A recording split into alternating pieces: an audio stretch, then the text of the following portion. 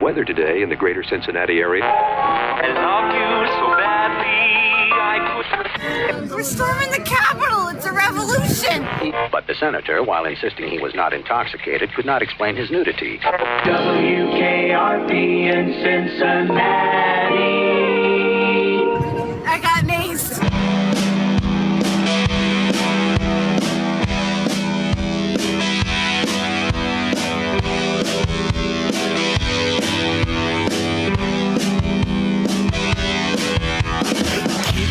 It all on the TV screen. You gotta show him some love. You gotta show him some green.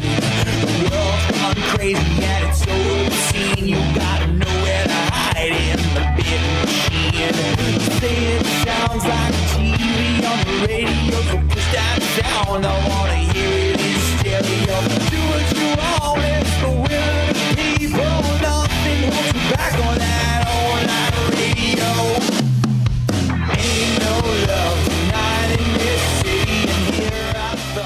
All right. Yeah. Came out a little not as fadey because of the muting, but No, it was good, man. I feel like it's on brand for us to start with like an audio glitch. We don't start smooth. Welcome in, everybody. You've been listening to some episodes. You've heard that? No, I'm just saying that now. Because I think it works well. Again, it gets me in the right frame of mind. You know, it's a good tune. Yeah, that you jam. definitely say every week. I know. Welcome in, everybody. I am Keith Pazel. This is my podcast with Adam Crocius. Yes, hello, everyone. Which is something I say every week. I know. It's a lot of the same. We're here watching TV. We're going to talk about the world and us. Yep. And whatever the fuck. We're going to make fun of some Wall television Street. along the way. Yeah, who'd have thought that like Wall Street's Reddit cool now?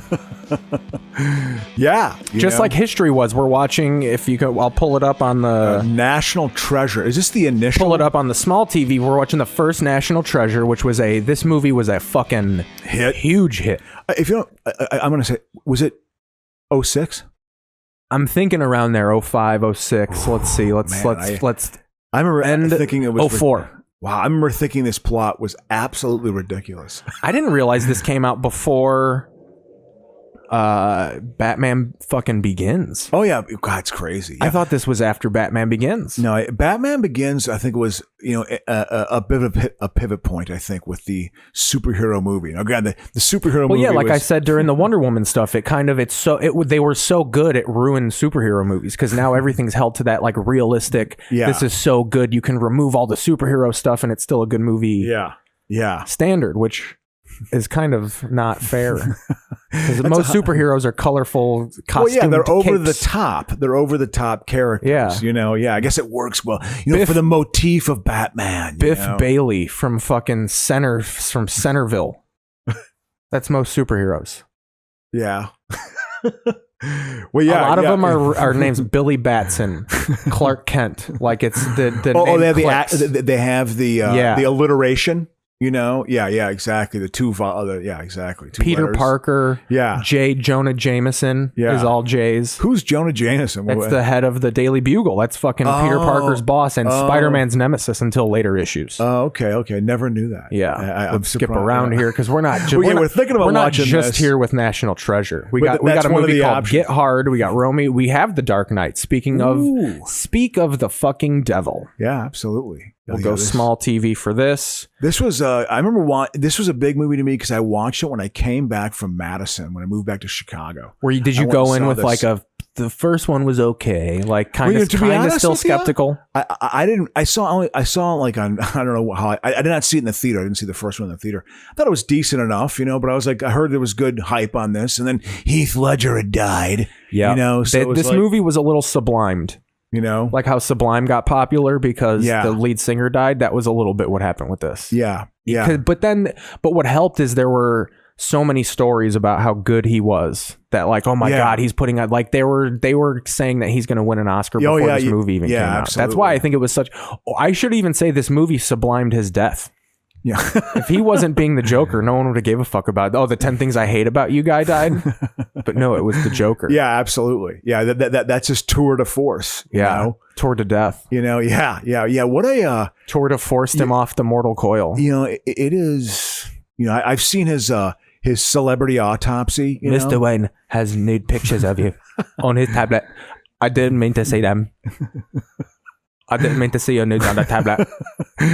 Michael Caine. Yeah, he was like he plays I always think of him as being kind of an East Ender. He's my favorite in Jaws 4. He plays the fucking wild dude. I will not get my Oscar.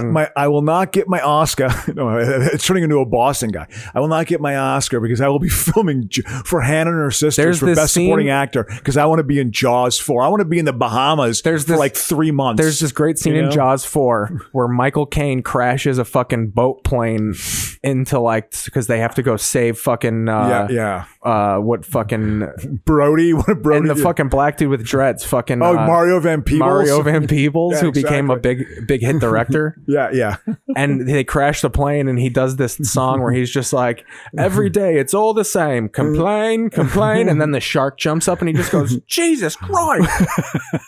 That's what Mario Van Peebles says, or that's what Michael Caine. Michael Caine says that. Michael Caine. So he responds to the show.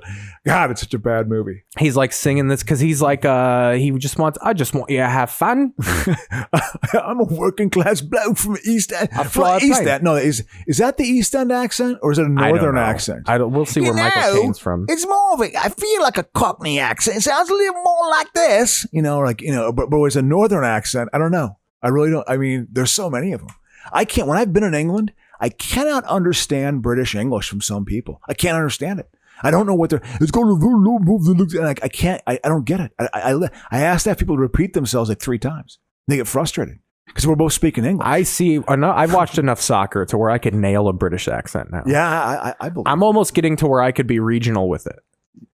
Exactly. That's what I was just trying to do. Like Northern England versus like the East End. I confuse. The Midlands is Mark Geary. Mark Geary from his British accent. And I think it's actually. Is he from Wolverhampton or something? No, he's from. God, where's he from again? He's from the Midlands. I think his father worked for like a Range Rover or West Bromwich. God, who was his team? I can't think of his team. He lived near like not Leeds. What the fuck? Is he from Bradford? He's from the Midland part. They mentioned his town in the Jack the Ripper documentary. They mentioned his town. Or in the Ripper or whatever. It's east of Manchester. It's east of Manchester. It's in the middle of the country. Oh, okay. So that British accent actually sounds, I think, probably the most like, I think it's it's not the King's English that very few people actually speak, but it's a very appropriate English accent. I think is the Mark Geary accent. You can understand it. It's articulate because he calls you a cunt. But I mean, the East End is just like these working class dudes. I remember one time I was taking a ferry from the coast of England to the Hook of Holland, like a 4-hour ferry ride, and I had to buy the ticket. The Hook of Holland sounds like some European shit. Yeah, absolutely. It was the Hook of Holland. It was great. My ancestors crashed on the Hook of Holland, right on the tip. That's Australia. That's Australia. Yeah, it was a great. I always thought Mark Geary was Australian. No, he's from the Midlands. It's more the Midlands. That's where Villa plays. That's where fucking. I think Villa. Birmingham. I think Villa has his team. Absolutely, yes. Hell yeah, it's his team. Yeah. So, but the point is these. I they bought beat a ticket. Southampton today, Crow. I bought a ticket for a boat ride, and I'm talking to the person from Northern England. I had never fucking clue what. Just shaking your head. And I'm like, what the fuck are you saying? This guy sold you a lemon. Whatever he was selling you. It was idioms and slang. I was like, what the fuck are you saying? The Northern British accent. I had no clue. I could not get it. I didn't get it. Ooh, Battle Los Angeles. This is some sci-fi shit. Yeah, in 2011, mankind learns the truth the hard way when alien invaders come. When an election gets stolen. Yeah. when a laser beam starts a fire. The Koch brothers have fired a laser onto LA. I mean, it is. It's pretty amazing. They're pretty amazing stories, right? I mean, she's obviously being put. Go back to our weekly segment. What's happening on Emergency this week? I mean, just the fact. I remember watching this. This is like 1974. This is like 1974. The way that the lighting of it all. What's going to happen? The engine exploded. Oh, totally. Oh, and they freeze fromed it? Yeah. What happens next week? Oh, they got to go to commercial. That's the cut for it, man. They knew how to make a fucking TV show. They had to freeze it there because they couldn't let it fade out because you'd see the guy with the flamethrower behind it. It would expose the thing. But you're right about this. Yeah, this movie. I'm back to that point too about Heath Ledger. It was like, it was that sublime thing that. It was death makes things popular. Yeah, there's no doubt that definitely gave it a charge. But it was a good movie. I mean, Bale's great. I mean, even everybody. and I listen. I'm looking at the camera for this one. I hate comic book movies. I do not like them. But you know something? It's a good movie. Everybody, even I'm going on a limb here. Everybody kind of liked, but I hate them. Everybody kind of liked Nancy Reagan, even after she died for a day. Oh my God, she was terrible. Ooh, after The Thin Man, this has to be something fucking. William Powell, 1936. Oh yeah, this is some Jimmy Stewart's in this. I guarantee you, whatever the plot is, he's young. In this. Some guy and some dame are trapped together. He slaps her. She goes, but why would you do that? Because you were asking for it. I remember I was still of an era, Keith, when I was a little kid where in the 70s. Where you can hit a broad. In the 70s, where movies often had women getting punched. And it was probably funny. Like I always bring up in Deer Hunter. It was just something that was done. And it was Burt Reynolds did a lot of roughing women up. Eastwood was definitely in movies where women got hit. Women got roughed up in Eastwood movies. You know, those 70s, like Outlaw Josie, was a lot of rape, a lot of Western rape and shit going on. I mean, it was just, you know, it was in the name of clearing freedom, in the name of how bad Native Americans are. I mean, you watch it, it's just, so a lot of violence like that. So we got this going on, man. So we got that was the era of film that I mean, that kind of died off, I think, in the 80s. Oh, she went to Madison, Lorraine Hainsbury. She wrote this is a whole fucking documentary about her. Yeah. Playwright, activist Lorraine Hansberry. Yep, went to Madison and she wrote. Was it Raisin in the Sun? Right? I don't know. Let's find out. Yeah, it was Raisin in the Sun.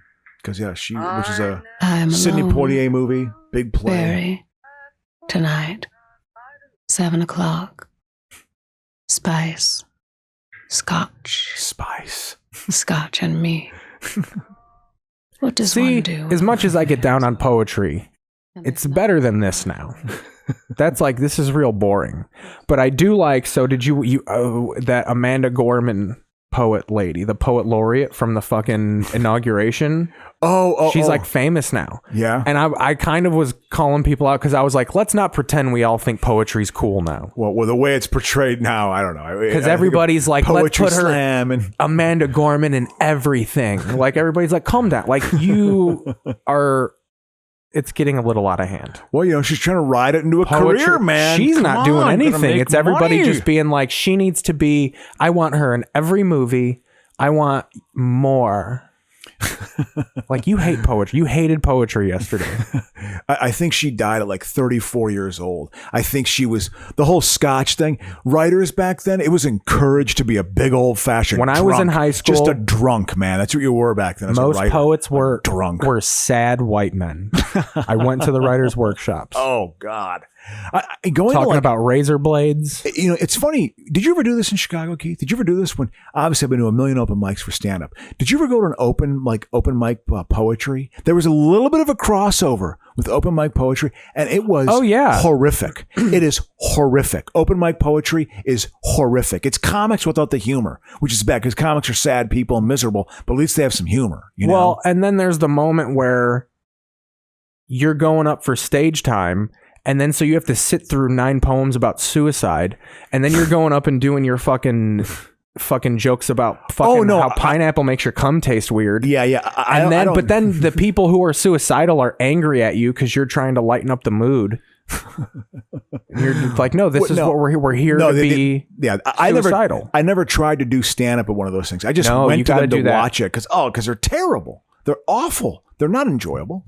They're not fun. Not at all. There's not, I mean, like, whereas, again, an open mic comic night, which is pathetic in many ways, is still the soul of comedy. That is where the cauldron of creativity comes from, you know? If you want to alliterate, even though it's a C and a K. Hopefully you get to a point where going to the open mic is where you go to, like, absolutely fail. Well, yeah, it's both in the short term and the long. You don't ever want to be in a world where like this means the world.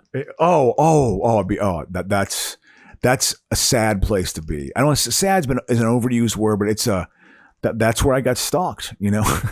Anyhow, I want to go into that. Let's go big TV and we'll see who's playing. Yeah, a little college basketball. These gymnasts. Wow. Is it did Stanford and Arizona State get blacked out or something? COVID. Maybe COVID. That college happens. Gymnastics. We see this is the type of shit we won't get copywritten for. Oh, yeah, exactly. We might get accused of sexual assault. Listen, this is today. These women are talented. Oh, absolutely. They haven't gone through puberty. They're sacrificing. It's just like this was crazy. Today, I went and looked up this website for an old place I used to get like sandwiches at when I was like early college at Madison, my first year in Madison. It was off of Langdon Street, which was the fraternity row, you know? And so I used to get sandwiches there. So I went to their website today and they had a bunch of pictures of current co-eds. I literally was like, was I ever that young? Like these kids looked prepubescent to me. They hadn't hit puberty yet, or they had just hit it. And I was like, that's how young I was when I was in school there. This is like 1988. I'm talking. I was 19 years old. So I looked at I'm like, oh my God. I was like, I'm an old man. I just felt it was really like, oh as my God. As my mom would say, Crow, it's the red meat. It's making them develop faster. Yeah, the hormones in the red meat are making them develop faster. But they look prepubescent. They look like children. They didn't look like I thought of an 18 or a 19-year-old having more. Yeah, but that's how you looked when you were young, that age. Yeah, exactly. Exactly. That's the point. And so, but I thought to myself, my God, they looked that, I looked that young. Like I was that age at one time. It was crazy. It was weird looking at it. Because I tell you what, from 19 to 25, there's a lot of changes that go on. When I was 20 versus 30, very different person. Very different person. As that's when your balls drop. So that's what I said before. That's what I said in the early 30s. But it was like, what is that? What's the origin behind that? I don't know, man. I became a certain level of assuredness, even though because if your balls, I am the textbook definition of a confident, mediocre man. I am the textbook definition of that thing that a lot of women hate. I am that. But I believe I'm too confident for what I have achieved. I think that I shouldn't be this confident. I think that was my mentality though as a kid, where when they were like, one day your balls are going to drop, and I would just be like, well, where are they now? Like, are they higher than very they literal and a very not in the figurative sense of basically growing a pair of balls, of being a fucking man, being mean to women. No, but like having your own space, being your own human, your own sentient human being. Your boss is a bitch. That's how she got there, and you need to be better than that cunt. I tell you what, I've had female supervisors that I got along with very well. Ellie Gross was great at the city. She really was a fan of mine, and she was a great super. I liked her a lot. She was competent. Her stories were great. She had great stories of just how the business works. She was also a big old drunk. But anyway, I even saw it in just the way we would roast teachers. Like there was this one teacher that would get roasted for smelling like salami. And no one, he smelled like salami, but no one would get hard on him. But then you had this one teacher who like, people found out she lived on a farm in Beecher, Illinois, and she wore like weird moccasins. She just looked run down. Yeah. Like she was a plain girl. Yeah. And everybody would be like, she sleeps in shit. Like they would go so hard on her. And she was dope. She drove in a Camaro. She wore fringe jean jackets and shit. But she also had a weird reputation. No one went, but they would rip in her. And I'm just like, well, why doesn't anybody make fun of this guy? His breath smells like ham. He eats cheap sandwiches for lunch. He has acne. Like, oh, yeah. That's hilarious. Going after teachers. It's got to be equal. It's been so long since I was thinking, I mean, I remember a few high school teachers, but it's so long ago now that I don't really remember many of them. High school is that's were faded, you what? Know? This kid eating a dumpling? No. Oh, I thought you said that's fame. No, not at all. I didn't say that. I was just, I don't know. I just stopped myself. See what's going on Hallmark. Absolutely. He's talking about high school and what you when author Cassie's first love novel isn't selling, she is paired on a book tour with author Elliot to boost her sales. Yes. But along the way, a romance starts to blossom. I love it. Keep it on. Yeah. Keep it on. This is good. Winter love story filmed in June. But yeah, it just your long, fabulous career. You were saying about high school. You were mentioning in high school. Were you like? And that's why I kind of. Oh, were you like annoying to teachers? Did they hate you, or were you kind of like, oh no, Adam's a joy to have in class? Well, I mean, I think they liked me. A few teachers. I remember this. My pre-calc teacher really liked me a lot. This woman had a big thing. Having a fucking stroke. I can't hold this pen. She was These really. People are seeing this, bro. She was embarrassing myself. I don't know. I think that I got worked below potential a lot on my report card. By the way, you know, that's why you need to be watching the video, guys. You see me fumble my weed pen? Crow just points at you. You know, exactly. I've come up with a plan today, Crow. That's good. Everybody's trying to get millions of followers, the YouTube channel to go off. Here's what our goal is. Yeah. I want 1,000 people that really genuinely like us. And then maybe those people will pay us $4.99 a month just to listen to. And then just fuck it. Yeah. Like we're the family. Yeah, I hear you, man. No, I like those goals. And then this is where I play "We Are Family" by fucking by the Funk White Boys or whoever sings it. But we're watching this as you know from time to time, people who have been our consistent listeners. We're going back to a mainstay, the Hallmark movie we've done 15, 20, 25 episodes ago.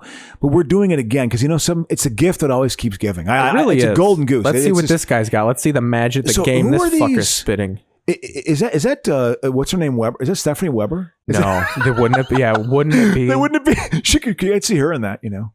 Look at this cat with his Vanilla Ice hair. Well, then drive on. Oh, I made a road trip playlist. The dog's my favorite part so far. Listen to the music though. It's so like we got the rights to this music. You are way less scary than bungee jumping. So is she the secret to your success? You guessed it. I love these scenes because they can't. It's fine if you want to have a bit of dialogue where she's like, let's put on some music. But they always have to have a quick like, I love this song. Yeah. Like you don't have to acknowledge it past her wanting to listen to it. Just put on the fake mall elevator music. You don't have to be like, this is like the most popular song right now. But also, where my mind went with that scene, Keith, was, he's got a pet dog. He's got could be her husband dog. Potential. He's got no, it's his potential. dog. Exactly, it's his dog. It's his dog. They're being ambiguous with this stuff. Because they broke she's making her assessment of him. He owns a dog. Ooh, he's responsible. He could be a father. He could be a father. He could be the one. That's what he could be, Keith. He could be the one. Because he owns a dog. What's she saying? The host. You didn't pull out. She's calling What him inspired it? What's your routine? Easy stuff. Just pretend like you're talking to one of your friends. One of my friends. She is cute. I gotta admit it. I find her kind of cute. So they still hate each other right now. Okay. Okay, be good bunch. Oh yeah, because she's a reporter, right? They're both authors. Oh yes. They're fucking rival authors. You know the author rivalries that happen? That is so contrived. You're absolutely, that is such a bad idea. Here's where you have to give them credit because they stick to it. When the premise of your movies is two people who don't like each other have to do something for a long time and then they fall in love. You know, the setting is really the plot. Yeah. So you just have to, all right, two authors, two firemen, a cop and a fireman. There's one of a radio host who it's like one of the Christmas ones. It's this radio host who gets fired from jockeying in LA and he goes back to like Bozeman, Montana or whatever the fuck. To like work at the local radio station. Be the radio guy. And some random fucking girl who loved him in high school sends him anonymous Christmas gifts. And the whole movie, it's him on his radio show, like talking shit about this chick. But he ends every show with his name is Mitch in the morning. And I wanted to get a drop of him going, thank you guys. Goodbye. Mitch out. God. So it's, again, it seems like to me, and you be my guide through the Hallmark movie. You've explained the plot before. It hasn't sunk into my brain. It seemed to me there's always this kind of rivalry tension. This kind of low-level, mid-level rivalry. Oh yeah, tension. they always start out either hating each other's guts. Yeah. Or yeah, there's light tension. Or it's like a family issue. It's like Candace fucking Cameron Bure, and she wants to be fucking brain surgeon at fucking Metropolis General, and she doesn't get the internship, so she has to go live with her fucking stroke-ridden father. And then the guy who cleans his shit diapers, she falls in love with along the way. But again, it's the idea of they have to be in tension for like a good half an hour to 45 minutes, right? Like that's the major chunk of the show. These movies are 2 hours at max. Yeah, so that's the backbone of the movie. God, So it's successful. that is so fucking contrived. Yes. They're on Wake Up New York. it's also, I mean, this is They Christian always have an produced, right? annoying publicist too. There's always an annoying person who's trying to like force the situation, and it's always like, you're gonna make me look bad if you guys don't fucking make children by the end of this. And then they kiss at the very end of the movie. Even when they start falling in love, there's no physical touch until the end. They kiss, and it's a kiss that represents both the start of the love, but then like, okay, off camera they're gonna do real adult shit and have like slop fuck sessions and then have a kid, but they can't show that on But here. again, this is Christian produced, correct? I mean, it's Hallmark. I wouldn't know if it's necessarily like a Chick-fil-A production, but Yeah, I mean, it's just so squeaky clean. yeah. I think at one point I thought maybe a relationship was supposed to be kind of like this when I was like really inexperienced, and really kind of naive. But I don't know. It just is not this way. I mean, to me, Hallmark, this is not an accurate depiction of a. No, well, of course not. No, this is the rom-com. This is the rom-com that I really hate. Now, the lady or dude who watches these movies to do that's a level of sad. I mean, obviously they wouldn't be made. Now, if they it's didn't one have an thing audience. if you're watching What these do they to pull? get to willingly be like, all right, I'm deluding myself.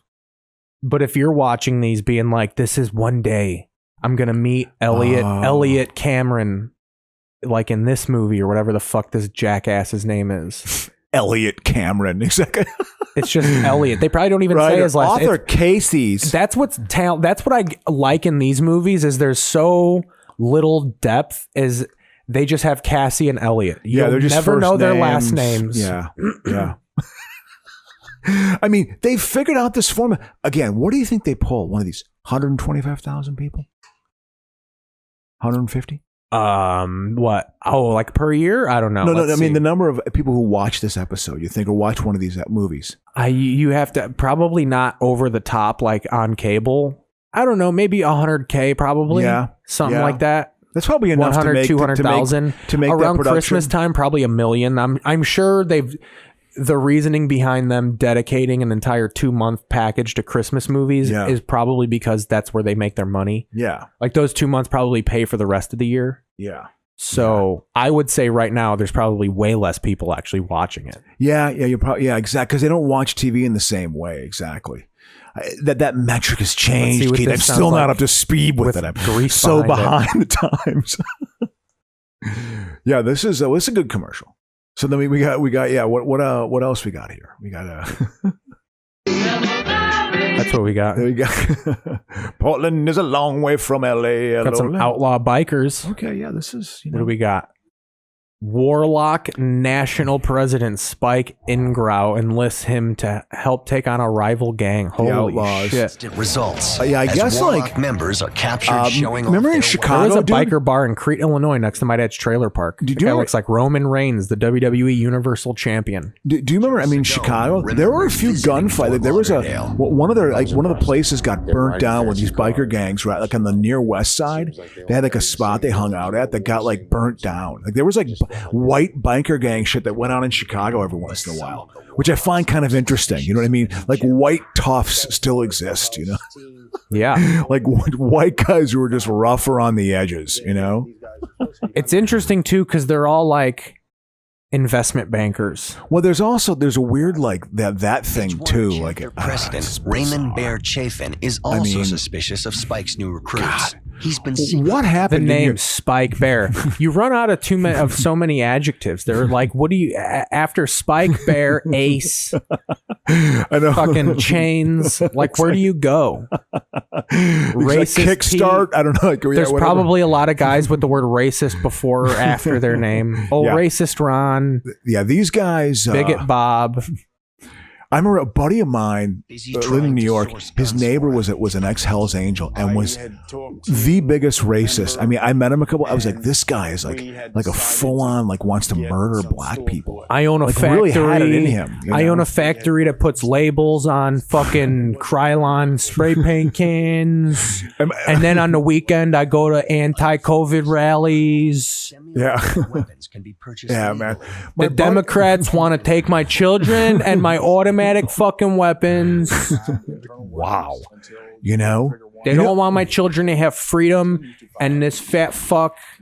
Yeah, man. It is. Ooh, boy. I mean, I kind of think, and whatever, I make political predictions on this show, and they're often wrong. I like to I like to base it like I'm somehow, I got a political science degree. I've got work experience. So, I don't, Looks like they just exchanged an umbrella. But I really do think that there's the violence. We'll see when the violence really kicks in. Oh, look, we got a fucking rat. That storming of the Capitol is left. That's how meaningless biker crime is to me. If you've ratted on a biker gang, I don't care. I'm not a big rat guy, but if you've ratted on a biker gang, even a black biker gang, they exist. Yeah. The biker mentality. It was big out here in California, like in the 60s. Big thing like in the 60s and 50s and 60s. Wouldn't it be funny if you ever seen the Wild Bunch? Wouldn't it be funny if the black biker gangs were named like the Negro teams, like the fucking the Bloods? I think was one of their names. The Los Angeles Union Giants. Exactly, the Chicago Americans. Wasn't the Chicago American Kansas City Monarchs? The East Los Angeles Crawdads. Yeah. What was it? The Homestead Grays were the Pittsburgh team. Who was the New York? Who were the New York? What was the black team in New York? I don't even know that. That's bad. That's bad that I don't know that. Because Homestead was Pittsburgh, right? Yeah, Homestead Grays were Pittsburgh. Kansas City Monarchs were deemed the best team of the Negro Leagues. They were like the Yankees of the Negro Leagues. Like if they would have played against the Yankees, they would have like probably beaten them. Because they had great players. Oh yeah, that's even that's a big thing against Babe Ruth is he never had to face against black pitching. Yeah. Which sounds racist. I don't want no black pitching. But the game was like that ball better be white the whole time it leaves your fucking hand. Dude, I mean, think about it. There were like white people probably went to those games, and that was like you were woke. You were woke like in the 20s. If you were a white person who went to a Negro League baseball game, that was like 20s woke. This show I just put on is a perfect show that like the title preceded the show where it's called Dead of Winter. And then they're like, get us murder, get us winter themed murder. Exactly. That's where we're at. After Christmas shopping, 18-year-old Linda Velzy vanishes into upstate New York's frozen landscape. Was this an episode of The Sopranos? Yeah. The prime suspect refuses to talk to detectives. You don't have to whisper. You're not fucking... the kids aren't sleeping. So Linda's father... No, I just... It creates the mood. So Linda's father hatches a plan, but temperatures are rising. You're going to guess? Let's see. They never continue the fucking thing, and I don't know where to... Oh, no, yeah. Temperatures are dropping, time is... Oh, running short. They never finish... You can never finish the fucking actual paragraph that is describing. Well, I think they do that to pique your interest. So you'll read that and be like, oh, I want to watch now. Because it's got to answer that question. That's the reason why they do it. That is why they do it. I have to watch it now. It's the government. Shoving whatever down your face. Twitter is the government. The government Twitter. Yeah.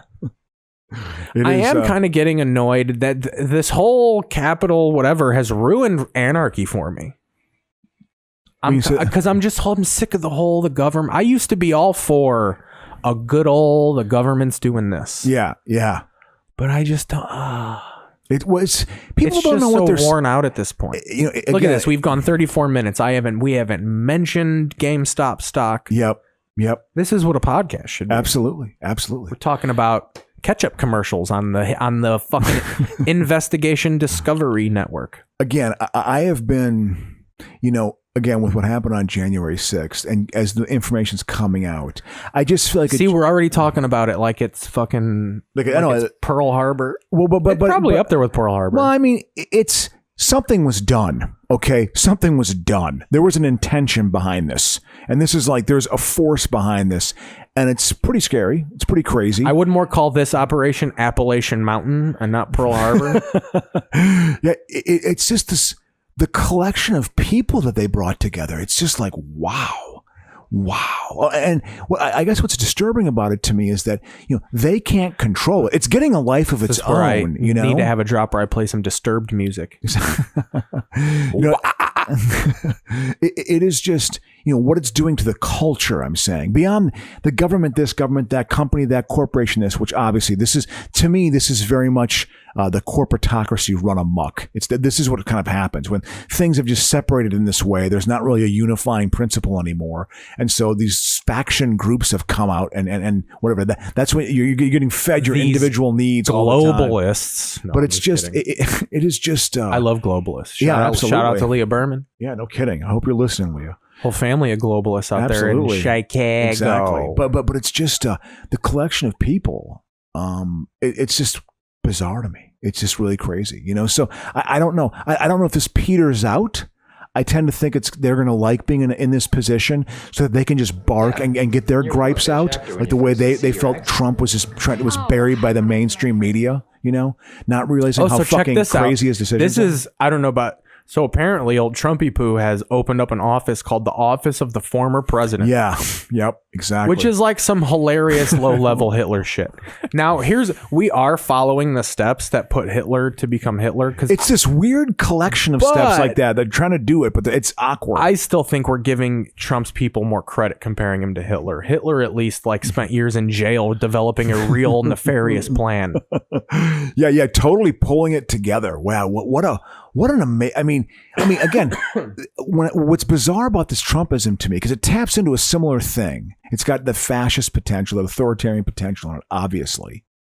But the thing that fascism was reacting to were actual conditions that were going on. Post-World War I, the Depression, starvation, social norms and countries that just dissolved and new countries that were created, like a completely new world that wasn't thought out that well. So there was no real uniformity or sort of coordination, and it was a very unstable time. You see why this sort of disciplinarian fascism kind of rose up. It's not right. It's not right. But to me, it kind of makes sense. This doesn't it's all made up, contrived rumors and lies and QAnon things. It is amazing. It's all based on fundamental lies. Now, granted, a lot of, obviously the anti-Semitism of Hitler, there was a lie in that too, obviously, but it's based on a big collection of lies. It's pretty amazing, and people who are invested in them and invested in their success, I just think it's funny that they reject everything about Hitler but the haircut and the style choices. They all dress like Nazis, but they don't want to fucking be the thing. You're the thing. Yeah, well, it's just its form is. I think it's still figuring itself out too. This could also really ruin the. Well, that's what Republican she Party, was saying. That's what O'Leary was telling me over here. Is she was like, because I am amongst there's people that laugh it off. There was actually a comic at the park open mic because there was this girl who went up and did a bit about how these neo-Nazis are dorks. You see them and you could tell they're fucking losers. Yeah. And it was a funny bit, but then this black guy who hosts it, he goes, every time you go up, I find new white privileges. He was just like, oh, Nazis are no big deal. That's like a new white privilege. So I usually default to that of just these guys are fucking losers. But then she's like, this is, Hitler lost a re-election or an election. Everybody laughed at him. And then he quietly created the Nazi party. Well, which I think the people that have wormed his way into Trump's fucking circle have more of an opportunity to do harm than his dumbass. The sycophants. It's just amazing that this is a figure that's being chosen. So who's old and decrepit. So he might stroke out at some point. So what happens then? Because that's the one thing I think I told you. My aunt who lived in Nazi Germany. You say that in a very Wisconsin way. When she lived, you stroke out. You stroke out, So she was, she lived in Nazi Germany. When Hitler committed suicide and the war actually ended, she's 21 years old. It was like a spell had been released on the country. It was oh, he's gone now. It was a spell. So it's the right wing mind. I put a spell on you. This cult that has been created around him is pretty incredible. People are like, oh, cults. How could you join a cult? I got news for you. We got one going on right now that's in broad daylight. What if there is footage? Everyone is seeing, What if there is footage of him singing amazing. The fucking song that Bette Midler sings in Hocus Pocus? I put a spell on you, and that's where they got it from, and people just find it out. Oh, that's actually a Hitler speech that they turned into a song for a Disney movie. Hitler, Disney, Walt Disney. Put a spell on you. Yeah, that whole there is an although Can we say one thing I've even with Chris Damon, because he's a movie buff. Yeah. The cinematography on some of these propaganda films. Yeah. Is otherworldly. Oh, it's great. Listen, Triumph of the Will. There's a reason why yeah. Nazi propaganda, certain ones are considered the greatest movies of all time. Oh, listen, well, again, Germany, Berlin was the film capital of the world. It wasn't Hollywood. It wasn't Chicago, New York, London. It wasn't Paris. It was Berlin. Thousands of movies were made in the 1920s in Berlin. So they understood. I mean, they were the cutting edge sort of cinematographers. That's why when they left the country, when Hitler took over, they came to Hollywood. There was a bunch of German filmmakers and people worked in the production line. I think thousands of people came to Hollywood, and that's what kind of gave it a shot in the arm, made it a different type of industry. Different movies came out as a result of that, which is kind of interesting, I think, But yeah. So hold on, time out real quick. With that said, we condone Nazism and everything that goes along with it. No. This has been your virtue signal of the week. Yeah. It's not. It's just so they were able to capitalize on that, which is part of the sinister evil of it all. I mean, they're able to sort of skate on sort of certain trends that work. Like that's why they're operating the internet, and obviously he dominated Twitter. I was actually. When does he get back on Twitter? Oh, that'll be interesting. He'll have to. I don't know if they'll ever let him back on. I hope they don't. They shouldn't. I was thinking that because with this whole GameStop thing, everybody knows about the GameStop thing. I'm not going to go through it's Sunday. We all know what the fuck happened. Yeah. But it made me watch a bunch of crook shit. Like I watched The Big Short. I watched it's a good movie. It's a great movie. Yeah. And what else do you watch, man? I watched the fucking movie where De Niro played fucking Bernie Madoff. I watched that movie, the HBO one. Yep. Fucking, which I feel like only was good because Barry Levinson and Robert De Niro was in it. Yep. I feel like Richard Dreyfuss played a better fucking Bernie Madoff. He did it a year before that. Oh, okay. I feel like Dreyfuss would really hold that over. Yeah. Bob knows. Dreyfuss I did it first. He's got that weird ego that he's holding on to. He's always Mr. Holland leading an opus. I feel like he's always leading an orchestra when he talks. When I was a kid, I thought he was Steven Spielberg because he was in Jaws, and he was Really? also in Close Encounters of the Third Kind. So I thought he was Steven Spielberg, and I guess Spielberg and Dreyfuss are totally good friends. Like they vacation together and shit. Like they're like, we're a couple of old Jews. That's what Dreyfuss. We do this thing where we tap. First of all, we sound alike. I know. And what we do is when our wives go to bed, we drink Bud Lights and we stand at a duel's pace. And then what we do is we turn around and we run and we slap bellies. And the thunder of it creates characters, and he writes them and I play them. Dreyfuss in the 80s went just coke crazy. He was a severe cokehead in the 80s. That's awesome. Dreyfuss was a severe because he doesn't seem cokehead. like a coke guy. Oh, dude, he crashed his car in Beverly Hills. He flipped his car one time in Beverly Hills. That's great. Driving too Richard fast, Dreyfuss seems like the kind of guy that if he's going to tell you a secret at his age, it's going to be that, you've never seen me with a woman and here's the reasons why. I guess not that he's fucking been on coke benders. I snorted cocaine off so many clitorises. It's not a gay thing.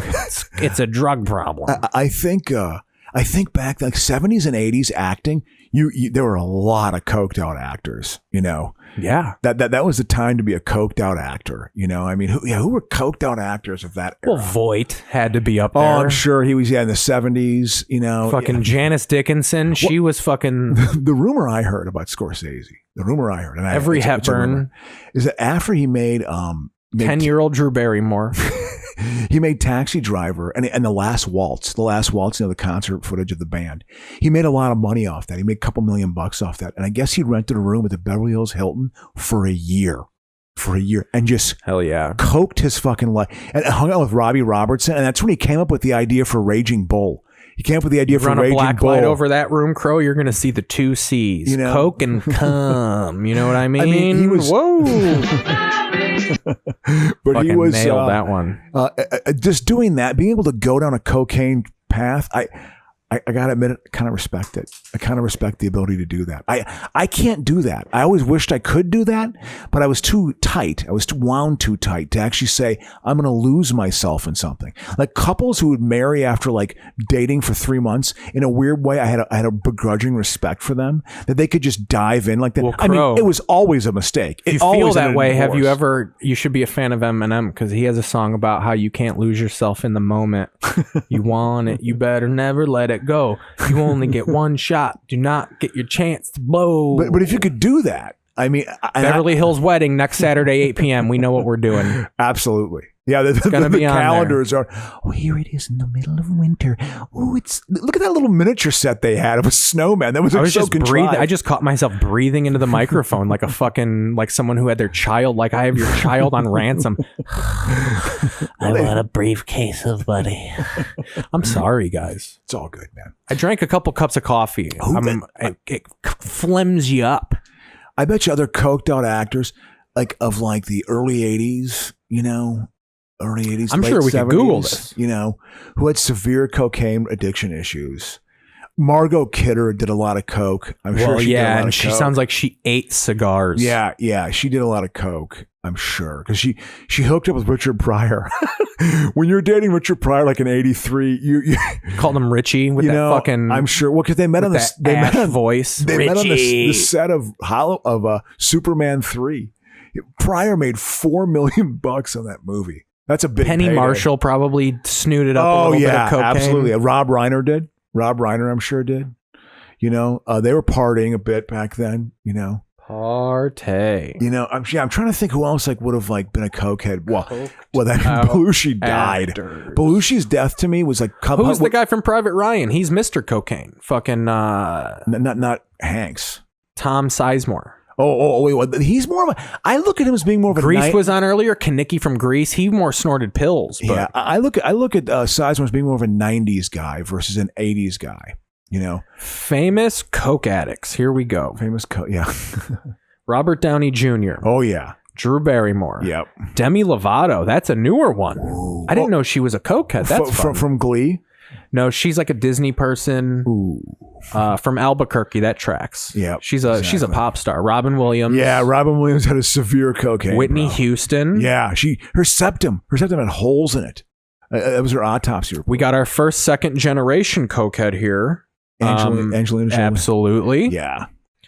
Let's see. We got Richie Pryor. Richie, come do blow off of the stretch mark on my belly. Kate Moss. Yeah, I think she was a junkie. The too. stretch mark, I can't tell what's cocaine in the stretch mark, Margo. This stretch mark look like a line of cocaine. You're talking about the pussy. I mean, come on, you got to keep that shit clean. Kate Moss. Talking. Kate Moss. Croydon, England. Croydon. That's like a fuck. That is a London suburb bitch. Yeah. Oh, I think she was a big junkie. Stephen King. Shout out to anyone who's listening in Croydon. I'm not dogging your town. No, but, absolutely not. You guys know a couple of Kate Mosses. You know what I'm talking about. Yeah, absolutely. You Croydon folk. Stephen King did cocaine. Oh, I'm sure. One snort and cocaine owned me body and soul. He's even poetic when he's talking about his drugs. Yeah. It was my one switch, my on switch. He wrote like 3 books a year. This guy was unrelenting. Steven Tyler, obviously, but they did everything. They don't count. River Phoenix. Oh yeah, yeah. Well, he also.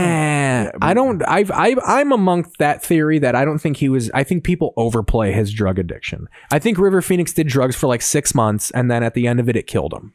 No, the story goes. Tim Allen, by the way, is up here. Yeah, Tim Allen was. He got busted for selling coke. Hunter S. Thompson. Yeah, that makes sense. I'm glad you could see it. Farley. Yep, Farley makes sense. Corey Haim. Yeah. Both Corys should be on here. Sigmund Freud. Absolutely. Yeah. I mean, you're listening to these people. I know. And also just coming up with these theories that are pretty intense. Yeah. Pretty intense theories, but at the same time, we all want to fuck our mother. And then also just my ego and your super ego. The big thing with Freud, again, I talked about it on the show before. What I find interesting is he said, along with the sex urge, there's a death wish that a lot of people have. They actually want to die, but they project it out into war. That war manifests itself because of that. They project it out into war. I mean, he was a Jewish intellectual that Adolf Hitler did not like. Anyway, Mitch Hedberg, big shock. Yeah. He's more, but again, more of a heroin guy. Yeah, he's more of a junkie. Scott Weiland, more of a heroin guy. Is he still alive? Oh no, both. We got back-to-back dead guys. When is right Scott Weiland? 2015. God, I should have known that. Kurt Hennig, big shout out to Mr. Perfect. Yep. Wow. Michael Hutchins. Yeah. Didn't he hang himself? Yeah. Though? Well, he did the but he's autoerotic famous asphyxiation. cokeheads. It didn't necessarily. Rob Ford, mayor of Toronto, absolutely. Yeah. And That's then amazing. what about Marion Barry? He should be on here. He should be on there too. Adam Goldstein, DJ AM. Yeah. Yeah. That's a mixture. That makes sense. Old Dirty Bastard. Abso-fucking-lutely. Yep. Thomas Edison. Again, these people that cocaine had to be involved. Well, I'm sure you don't discover filaments and like hold up anything that you need a microscope to look at. You're on cocaine to be able to focus like that. Yeah. And to do that and to create that. Yeah, I hear you. Yeah, absolutely. You invent it on cocaine and then you pay an opium addict to touch it and make sure it's safe. I mean, the thing about Freud, what I heard about Freud for his time period, opium addicts were the lab rats of the 1800s. When he did therapy, it was literally opening up a new part of the human mind. Like it literally was like, oh, the world is looked at differently. People would come in with these huge anxiety disorders. 19th century, a lot of weird anxieties and hysterias religious and stuff. People tried to lynch his ass. Yeah, and he was able through therapy. Like people were cured, and it was like I think he was very Croesus much known. Just starts crying. You know, he was so he peered in. I mean, he's a pretty powerful mind. A lot of wrestlers on here. They show you the popularity of the business. Shock. Bam Bam Bigelow. Yeah, died in 2007. Yep. John Entwistle. Oh yeah, the basis for the Who. Yeah, that makes sense. I mean, that's when you know you're a legendary band. Entwistle from cocaine. Yeah. Fucking Keith Moon from alcohol. Yeah. Fucking Roger Daltrey to just being the most obscure member of the band. Yeah. You lose if Townsend when was you're a losing junkie. that many fucking. Townsend's the only guy that I feel like has a sympathy because he wrote every song. Yeah. Never got credit. Except for like the worst song. And his solo shit is whack. Yeah, it's pretty weird. Tough boys, the winner. Slick skirts, Janie's always been with those slick skirts. His lyrics were kind of bizarre. But that's when you're a legendary band. When 2 out of 4 members have overdosed. Yeah. He was a big junkie. I guess Shepard was a coke addict, huh? He lost. Yeah, but he's a coke addict. If you got sober before you were famous, get the fuck out of here with that shit. Yeah, I got uncles that are up there with you. Lane Staley, again, heroin guy. From what I get, was he in? That's the lead singer of Alice in Chains. Oh yeah, exactly. Yeah, God. Ike Turner. Yeah, absolutely. Yeah, I mean, you don't. Again, we're talking about people that invented the light bulb, Sigmund Freud. This guy invented domestic abuse. 1931, he very well could have been the first man to strike a lady. I think women were getting beat around. I know. Yeah, exactly. I just wanted to pull a joke out. I got to find the joke, Crow. I was immediately the concept was the joke, but I was immediately going for a tag to correct it. I was going to say, in a funky way or something like that. Who else? He was the first line to strike a lady, and it sounded like a bass line. Bow out. So bow out, bow out, bow out. I came up with this noise when I know. So who else was? Tina Turner's teeth rattled like a cymbal one night, and I came up with this role, brother. Robert Louis Stevenson. Oh, what did he write again? The Case of Jekyll and Mr. Hyde, which sounds like someone doing cocaine. Absolutely. Mr. Hyde is Dad, and Dr. Jekyll is Stevie from around being the block. able to get into your dark side like that was kind of respected, I think. The lead singer of Quiet Riot died of a cocaine overdose. Respect. Yeah. Shannon Hood, again, of a cocaine overdose. Yeah. Ken Caminiti. We're into the Major League Baseball era. Ken Caminiti was on the jacked up Padres in 1998. You had Ken Caminiti, fucking Vaughn. Greg Vaughn. Yeah, former Brewer Greg Vaughn. All jacked up. The only one who wasn't jacked up is Tony Gwynn. And he fucking did not show up in the playoffs. Yeah. And we all see why. Because he was Tony old Gwynn at was that shooting point. steroids and not chewing tobacco. He would have fucking maybe been alive right now. He's dead, man. How crazy is chewing that? tobacco. He's fucking dead. And I remember him I was 15 when he was a rookie. It's like I remember Tony Gwynn's rookie year. He played for the '84 Padres. He's one of the reasons why they went to the World Series. But he was Wade. He was Boggs on 2 and World Rod Series Carew. teams where he was the only reason they won. Well, no, Kevin Brown was they had a good pitching staff in '98. Yeah, well, in '84 they went because they had a bunch of old Yankees. It was the late '70s Yankees last hurrah. Craig Nettles, Goose Gossage was pitching on that team. They also had Steve Garvey. They combined a couple of old Dodgers on that team. He was a first baseman, and then they had Gary. I think no. Yeah, Gary Templeton was a shortstop, and he was decent enough. Continuing with the fucking athletes. Matuzak? Hailing from Oak Creek, Wisconsin. Oak Creek, Wisconsin, exactly. John Matuzak, Sloth himself. Hey, you guys. I think he was only I want to say he was 43 when he died. How old was he? Let's see. 50, 60, 70, 80, 39. Yeah, I thought maybe he was younger than that. I love how I did the math and it's right next to the parentheses. Matuzak, my story with Matuzak. That was the last guy on the list. Matuzak, what his thing, when they played the Eagles in Super Bowl 15, I guess he just went out the night before the game and didn't even go to sleep the night before the game. That's sick. He just partied all night. And I guess it was cocaine It's hooker. I mean, he was golden age of baseball era. Yeah, shit. yeah. I mean, he went hog wild, and he ended up having a great game. He blocked the field goal, and he had a totally good game. He totally contributed. That was the reason why the Raiders won the Super Bowl. They thought is that they were completely relaxed going into the game, and the Eagles, Vermeil being "We're gonna drill you, and you're the greatest football team." That they were totally tight. They were an overachieving team, the Philadelphia Eagles. The Raiders were just more naturally gifted and talented, and they were relaxed. They partied all week and then came out and they destroyed the Eagles. They dominated the Eagles. Plunkett was great that game. And Kenny King had a good game. I mean, Rod Martin had 3 interceptions. He was a great linebacker, Rod Martin, for the Raiders back then. He also played in the 18 team. I would be interested in if someone just put you on and just said, talk about if you could filibuster football, how long could you go? I've seen an 8-hour Bernie Sanders filibuster. You think you can talk about Vikings running backs for 18 straight hours? Oh, there's no doubt about it. There's no doubt. I am convinced that if I had the right, I could write a definitive Viking history. I could write a definitive. Although the sports journalists up there are pretty good. You should. But it should be all angsty. You should write it. It should be definitive because it would have every inch of your anger of being a Vikings fan. Yeah, yeah. All the my title bile. of it would be "The Minnesota Vikings Are an Embarrassment to the National Football League." A history by Adam Crocius of just all of the failed decisions and bad ideas. You could tell what they were trying to do, and what is so frustrating about them, Keith. We're going to Adrian Peterson. What is so frustrating? We've beaten that dead horse.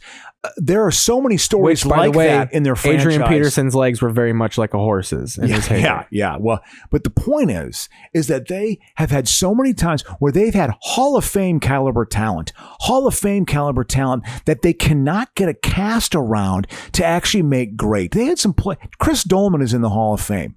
He was a great defensive end for the Vikings back then. They had Chris Carter in the early 90s, obviously.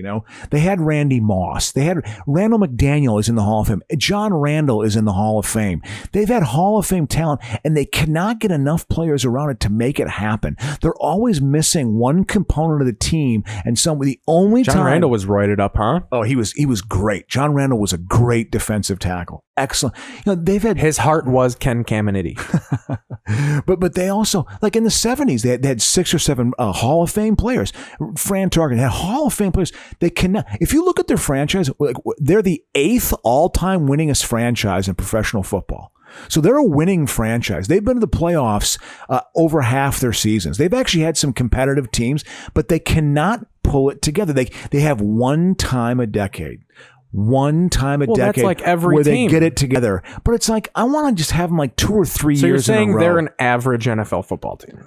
I would say that they're actually an above average NFL franchise. Well, I know historical wise, but you were they have one window every 10 years. I'm just yeah, they're an NFL football team. Yeah, but it's just Arizona Cardinals went to the Super Bowl once. Yeah, even the Vikings haven't snuck into the bowl since I was fucking 7 years old. I mean, we've each seen one Super Bowl then. You've been able to cheer for a Super Bowl. Also, my team kind of had a chance. What was it for like? 3 of the 4 quarters. What was it like when the lead up to the Bear? Were you completely ecstatic? Oh, dude, yeah, it was a good time. Yeah, of course. My work closed. Because everyone just wanted to watch the game. Well, and I think they just knew no one's gonna come rent movies when the Bears are playing the Colts in the Super Bowl. Yeah, exactly. And I was gonna watch it anyway. I told them straight up because there was a way to rig the TVs in the fucking video store. Yeah. And I was just like, I'm watching it. Yeah. Yeah, of course. So I mean, do what you're gonna do. Yeah, exactly. But I'm in. Yeah. So they just canceled it. Yeah, but the expectation of getting to cheer for a Super Bowl, not winning it, but just at least cheer for one, to be emotionally invested in a Super Bowl. Oh, because you were 8, right? I want to experience it. I've never experienced that in my conscious life. You remember the fucking Willie Brown fucking... No, I have extremely faint. I mean, the vaguest of memories. My brother remembers all their Super Bowls. He's 5 years older than me. I don't remember them. Here's where I think I get confused. Weren't you born in 1970? I was born in 1969. Okay. The Vikings played in the Super Bowl in the 76 season. So you were season. alive for 3 of them.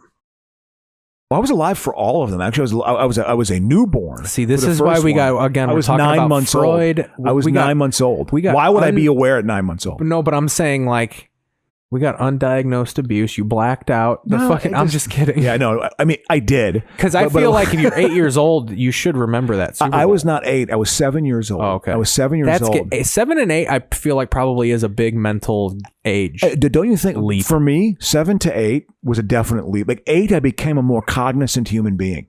No, that's also, I think, because my parents split up. I think there was a little bit like, oh, I got to be more aware of my environment now, maybe. Well, the Vikings knew you were about to become cognizant, so they were like, we can't be good. We can't. And I got the last hurrah of those great teams of the 70s. I got the last hurrah. They made the playoffs 2 more times. They beat the Rams in a famous weather game, the Mud Bowl in the LA Coliseum. Famous weather game, and then got smoked by the Cowboys, who were great. That's the Cowboys are the first team I remember winning a Super Bowl. 1977, Super Bowl 12. Ditka was their special teams coordinator, and they were former great. Tight end. They were great. I mean, that's how little I hate Mike Ditka, is I'm starting to refer to him as former tight end Mike Ditka. Yeah, you have no memory of Ditka when he was at I remember the him height of his fired. powers. Like I've said, my sports consciousness is being in the White Hen Pantry, which was a convenience store, and seeing the TV guide on the rack that had Ditka fired. Like it had his fucking face with his sunglasses. I was in Mexico with family. And that he got fired. So Wani's my guy. Wani's my coach. And then Lovey Smith. Wani and Lovey, I would say, are my 2 like definitive Bears coaches. Yeah, you remember. Exactly. Yeah. Wani came in with a good resume. He was bad. Wani was Well, bad. he was the defensive orchestrator for the roided up defensive Cowboys. Yeah, who had Hall of Fame they were all talent. just fucking hitting their wives with the butts of their assault rifles, fucking getting hyped up for the Super Bowl. I think that might have been like the 90s might have been the end. Well, certainly the Ray Rice thing is the true definitive end. Well, you can't do that shit anymore. But I feel like the 90s you could still get away with Ray Rice that. wasn't playing a DMX song while he did what he did. The other people were at least probably fucking, there was some sort of soiree happening. DMX. That's hilarious. It would make sense. And that's why I hate the Dallas Cowboys, because they beat the Vikings. So I have cheered for 5 NFC championship games in my life. See, that's where you got it on me, is I got the more consciousness Super Bowl, but your team has been competitive way more often. Yeah, I'm not trying to too many times. The Bears have beaten the Vikings, but the joy of it has been the fucking Vikings are 9-7, and if the Bears won, they'll knock them out of the playoffs. But at least you were in the fucking sniff. Yeah. There's been a lot of the Bears are 3-7. Yeah. But then they knock off the Tennessee Oilers, who are magically 8-2. That's all. That was like our Super Bowls when they beat the Packers by 3 points. Yeah. Well, so I had 5 NFC championships to cheer for, and I'm sorry, 6. It's 6. It was 77. 77, they got smoked. They had no chance. In 87, they had a chance. The 87 team is truly the team that would have won the Super Bowl had they won the NFC Championship game, because the AFC you know what's funny? was we talk about having elite quarterbacks. Yeah. Wade Wilson was your guy. Absolutely. Wade Wilson, out of all the Randall Cunninghams, you've had Dante Culpepper, you had Brett Favre. At the end of the day, the best chance you ever had at winning a championship, you were led by Wade fucking Wilson. It was a platoon of Wade Wilson and Tommy Kramer. But Wilson Wilson had the playoff run in 87. And you want to know why he was actually decent? Here's the thing he did. And For people who don't know, just look up Wade Wilson. He looks like a half-smoked cigar.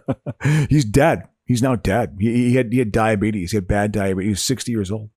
But what he did well, he actually scrambled well. He kept plays alive, and he would get first downs with his legs. He'd get 3 or 4 first downs a game to keep the chains moving. And I've always thought, if you can do that, that should be part of your repertoire as a quarterback. There's a picture of if you're not Elway, and you're not Marino. There's a picture of Len Dawson at the halftime of Super Bowl I, smoking, taking a long reel drag off a cigarette. Wade Wilson was born from the ashes, flicked from that cigarette.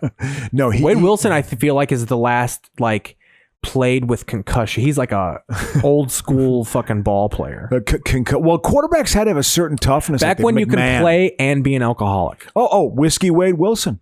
Whiskey Wade Wilson and Tequila Tommy Kramer. Because combined, they had 5 DUIs in Minnesota. That's great.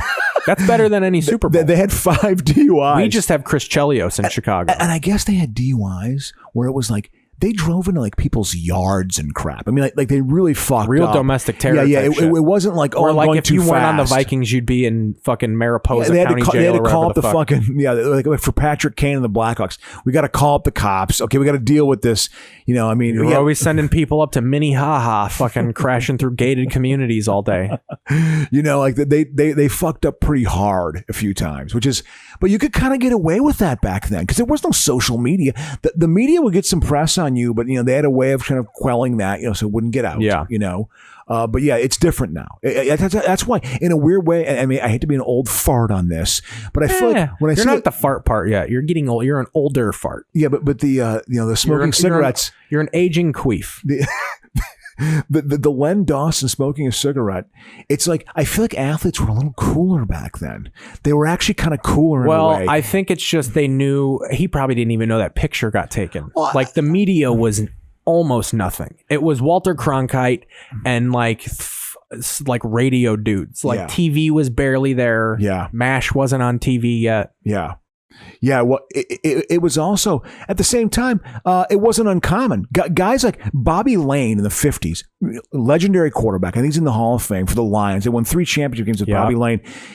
One time, Art Donovan sacked him in the 3rd quarter. He's like, man, you partied hard last night because you could smell the booze on him. He's like, at halftime. He would do shots at halftime and go play quarterback. He was a functioning alcoholic athlete. That's great. I feel like you could actually do that back then. I was raised by those kind of people. Exactly. So to me, I feel like I caught the tail end of that. The tail end of by the 90s, boy, you had to work. And even in the 80s when the money became bigger, you worked year round. When it became apparent, probably that things changed when Brett Favre got outed as a pill guy and a drinker. That was probably when people don't have private lives anymore. Well, something, that was certainly the story. But I remember in the 70s, the drug thing was just starting to hit. And that was like, whoa. This is a dark thing going on in the NBA, but in the NFL. Like, players were getting busted. Mercury Morris got busted for, I think, trafficking coke. Got a 10-year I wonder prison if that's sentence. Why OJ was so popular, too, is this guy doesn't do cocaine. Well, I think he had that squeaky clean image. He's just harboring a deep, murderous lust for any human being. So it just... he could have snorted away those demons. I just feel like it kind of started then, and then in the 80s, certainly the partying was like, ooh, he's in... I remember being a teenager then, and parents being like, that's a bad thing. The square parents, you're a role model. That was a big thing. You're a role model for young people. That was used against athletes. But it was you could still kind of get away with it then. I think the 85 Bears, if they had social media, they would have been in jail. Some of those guys would have been in jail. Okay. Yeah. They wouldn't have won the Super Bowl because... I'm sure they were guilty of doing just fucking bitch smacking people at bars every night. And going to mothers and getting blowjobs and fucking women in the toilet and crap, just Scarface style, and getting a couple women involved. Champagne I mean, there was some... room. No was not listened to, but they just, Otis Wilson talks about that. He's like, sometimes you be with one woman, you get 2 women at the same time. Ha ha ha. He's laughing about it. Otis Wilson. That was that wasn't around, if we're talking about the eras, that was when Sean Connery was fucking threatening slaps at fucking Babs. Even though, he was on TV talking about belting a gal. The AIDS thing had sort of put cast a bit of a pall on that, but it was still around. It was still around, more so than I think it is now.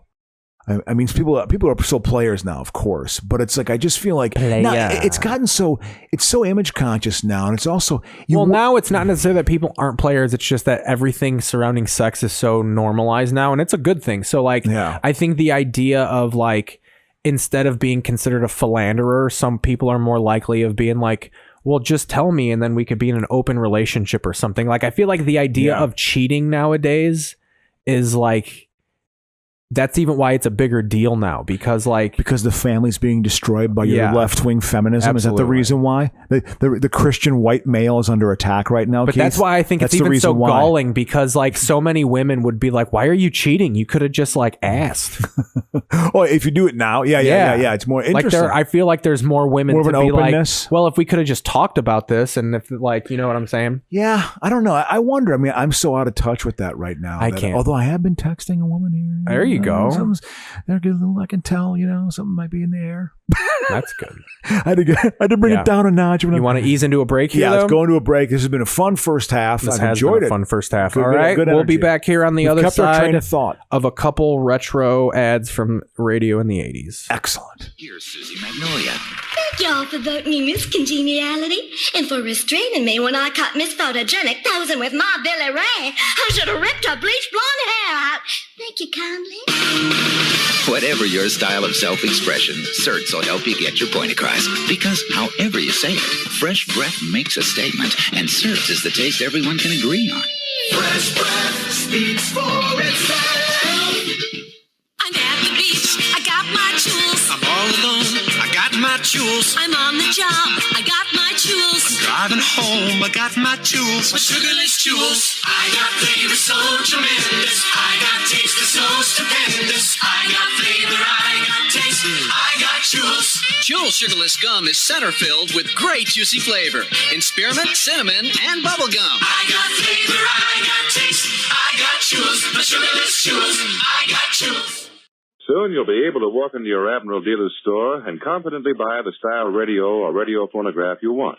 The selection of Admiral radios will be complete. There'll be radio phonographs with the famous Admiral exclusive features, slide away that makes loading and unloading your record changer so easy, and the foolproof Admiral automatic record changer. There'll be consoles and table models and newly designed cabinets of fine woods and modern plastics. There'll be farm sets and portables in many styles and sizes, including the popular Admiral Bantam, the camera-type radio that operates on alternating current, direct current, or self-contained batteries. There'll be new electronic refinements and AM, FM, and shortwave reception. And now about television. Admiral's extensive research assures television receivers with true Admiral quality. So, whatever you want in radio, you'll find it in an Admiral, America's smart set. You can get a very good idea of what Admiral will offer if you'll write for a free copy of the new, full-colored booklet entitled It's a Promise from Admiral. Just write your name and address on a penny postcard and mail it to Admiral in care of this radio station. That's all. Just your name and address mailed to Admiral at this station. Spelling that out. All right. Yeah. We're back. For the second half. For the second half. We've settled that we got the movie of the half. Exactly. Is what we call it. I guess that's what we call it. That's what I just said it is. So that's what we call it. As you know, people, we had this tradition for about 6 weeks, 7 weeks, 8 weeks. I feel we had a little segment there. It was a good clip. A segment there, but it kind of ran out of steam, and that's fine. Of the rom-com. We would watch we touched on various rom-coms, so we've decided to, well, we're going to go in a different direction, But again, I think we're going with the cocaine direction. We talked about coke actors. We're doing coke movies now, and not just movies about cocaine. We're talking about movies that you smoke or snort cocaine to while you watch. I have a weed pen. I don't have blow. It's not. Can't clear that with Larry. I've done coke about 25 times in my life. 25 times. Probably up there too. That's about how many times. And it's always event based. I've never just been laying around doing lines, like lines, Dave Parker. Even sometimes I've had roommates who have just been like, "I have some cocaine from a couple nights ago. Do you want to do some?" There was maybe a month or two where me and Massey were like liberally doing a little blow. Yeah, a couple times a week. We're like, he just needed to get rid of it. Yeah, exactly. And I was like, okay. Yeah, absolutely. Yeah. That was back when I drank. That's what drinking, because you get so used to being buzzed. Yeah. That I almost think drinking is more of a gateway in that sense, because you drink a couple beers every day and you're used to that buzz. Yep. To where when you do quit drinking or you don't have beer, you're like, well, I got a little blow. Yeah. Just get a little toot, hold us over till we go to Cleo's. Yeah. I tell you, living out here, it's been I moved out here. It was 2 years ago today. Let's start Cobra, by the way.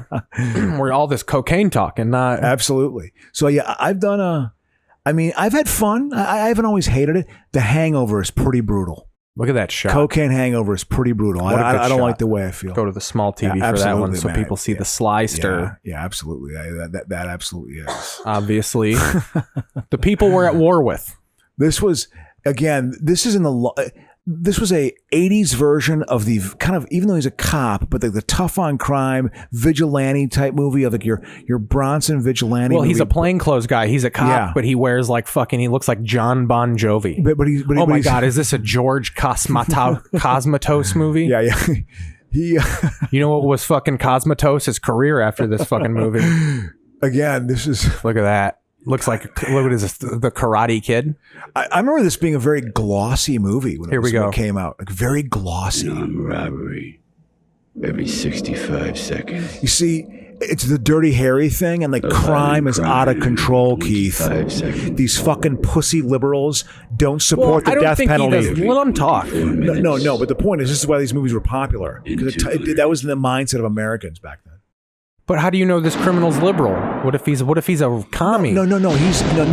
This cop is like, these fucking criminals got to be put. Look, down. He's coming in like Judge Dredd already. They got to be put down. These fucking criminals. We don't have to address the issues that create them. No, we got to put them down. Oh, Brigitte. Is this where he met Brigitte? Absolutely. So this is pre-Rocky 4. Well, I think he met.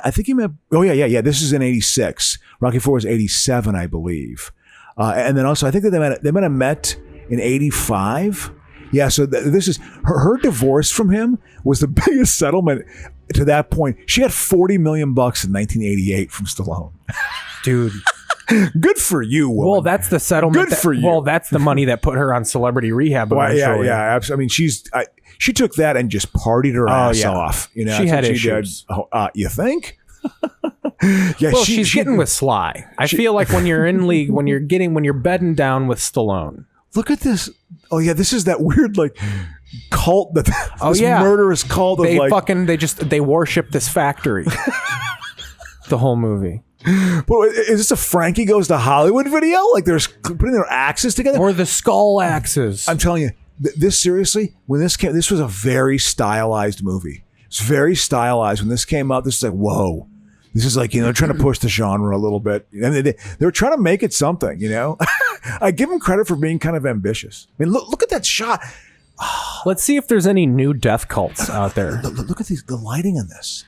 God, it's so fucking, it's so mid-80s. It's like a Billy Idol video, It's like mid-80s, like MTV. It's a nice day for a cop killing. I mean, that was very much like, MTV. They're over at the Wilshire Alvarado bus stop.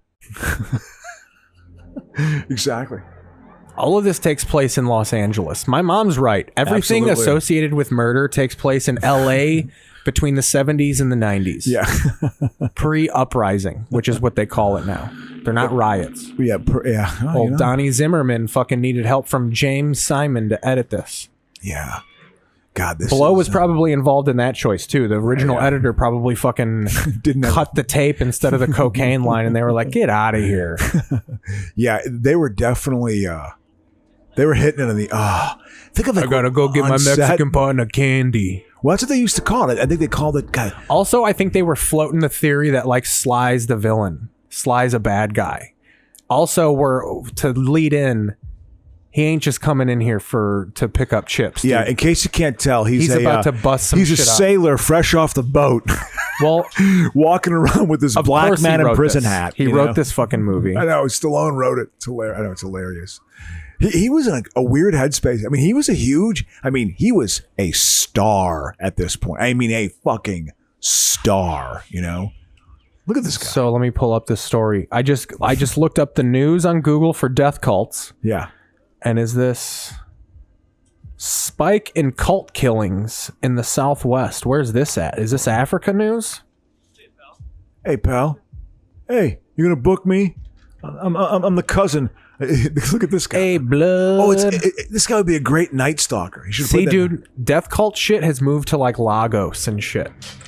Yeah. Is that Edward and James, a young Almost? No. This guy was in a bunch of stuff though. He would have been perfectly cast as the Night Stalker, he Richard looks like- Ramirez. dude, this guy looks like Chris Cornell. Again, the Night Stalker, Richard Ramirez. He Black would have been- hole sun, give me the money out of the register. This is what criminals do, man. Yeah, they shot fucking exploding cases of beer. Wait, why were the axes going together? You've planted the seeds so well. Look at all that blood that came out of that fucking tying groceries. it into the early that watermelon that just blew up. Ooh, they're tying all the imagery in still. God, what storytelling? It's so fucking smart. Sorry. No, this is I'm into it. Immediately. And we're only 5 or 6 minutes. Another farce how fast the law enforcement got there. Yeah, they got there in a hurry. Yeah, no kidding. Yeah, they They're got all on there. the roof and shit. You got mass spectators. You literally 9 have 50 gunshots have cops. rung out. Yeah, absolutely. Yeah. This is. Yeah, you're totally right. It would have taken them. They would have gotten there. What do you think? 9 gunshots, 9 shotgun blasts, and some screaming. How long do you think it would have taken, realistically, for the cops to get there? A store like that. What do you think? I'm going to say a number and then I'm going to go to her because she would probably know. I'm going to say at least 20 minutes. So, Alicia. Hey. Alicia. If someone fired 9 shots from a shotgun in a liquor store, yeah, how long would it take for the cops and a crowd to gather? Yeah. Well, so far it's been. This is mid-afternoon. This is afternoon. It's been roughly 1 minute and 36 seconds. He shot 9 shots, and there is cops on the roof surrounding the place and a whole crowd gathering. Oh, that's impossible. Yeah. Got David Letterman fucking trying to solve the case. That guy on the right was Scorpio in Dirty Harry. He was Scorpio. I said in at Dirty least Harry. 20 minutes. Yeah. I mean, that's fit. Oh, but it's Christmas and you said it was in the middle of the afternoon? Yeah. About 5 to 10. They're out in force. Yeah. Oh, and Chris, but still, there wouldn't be 40 people. No. It wouldn't be cut to. Got the ambo out there. Yeah. Oh, there we go. He gets it. This will be the dramatic. Fucking gets it back in the back. He shot multiple people in the back. Takes that care guy of business. played an abusive father at some point in the movie. I feel like. Oh, he got.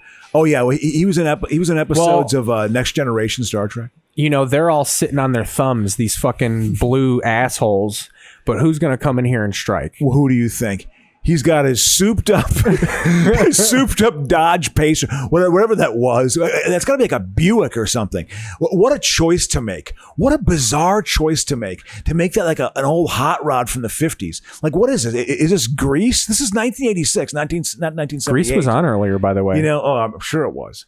What if we put in the Grease music That when he is- pulls up? Bow, bow, now, bow, now. I mean, bow. Tight jeans with a look too, man. Another asshole woke up hating the world. What's happened? Yeah, these are the guys from Dirty Harry. These guys are all in Dirty Harry. This is the total. This guy was in Dirty. That guy was Scorpio in Dirty Harry. He was the Dirty bad Sly. guy. Clean Sly. 2 actors. His Latino partner played the same role. 15 years later, he's the Latin partner. It's just Dirty Harry. That's all it is. He's like, I'm glad we're at the store because I need some candy, man. Hey, bro, I need some candy. You know, yeah, he knows. He knows how to act. Yeah. And they hey. He's entering the scene. He's creating attention. Yeah. Well, we don't even know if he's a fucking cop yet. This is a guy that just pulled up like he's Jesse Katsopoulos in this motherfucker. By the way, if it's one, are they going to really send one guy in? Really? Do they send one guy in? You probably put 3 in. Probably 4. Well, I mean, do they Crow, do that? You're playing by cop laws. We're on Sly time. But These are the rules of Sly. It's just him. Yeah, I don't know. I mean, this is a decent enough setting. There's a tension with it because. By the way, the just to get back into, I googled death cults because that's the villain of this. Yeah. All the death culting is happening in Africa. Yeah. So we really do need to send all the assets there. Death cults, Crow. Yeah, that's spike in cult killings in Lagos. I think it's safe to say they need Cobra out there. Where are you at, Sly? I'll kill you, man. I'll kill them all. That's what I do. I'm crazy. I'm going to vote for Dukakis. No, this is so like. Look at all that Pepsi free. Yeah, absolutely. Yeah, that's an obscure fucking Pepsi right there. Let me look up Pepsi free. Oh yeah, Pepsi free. I remember that. Yeah. He drinks a beer. Stallone just took a slug of beer. You see? Oh, that's just what they called caffeine-free Pepsi. They try to give him a bit of an edge. Like he's a drinker too. That's hilarious. Like, so he's got his thing. Yeah. Oh, that didn't work. He couldn't. That didn't stand. work. Well, he took a swig of the cores, and he threw the cores out as a diversion that the guy shot at because he's. I don't know why. He was testing the waters, I guess, to see where he had to go after him through. Yeah, that's just caffeine-free Pepsi. You see, yeah, he's gonna sneak up on his ass because he knows. Oh, what is it?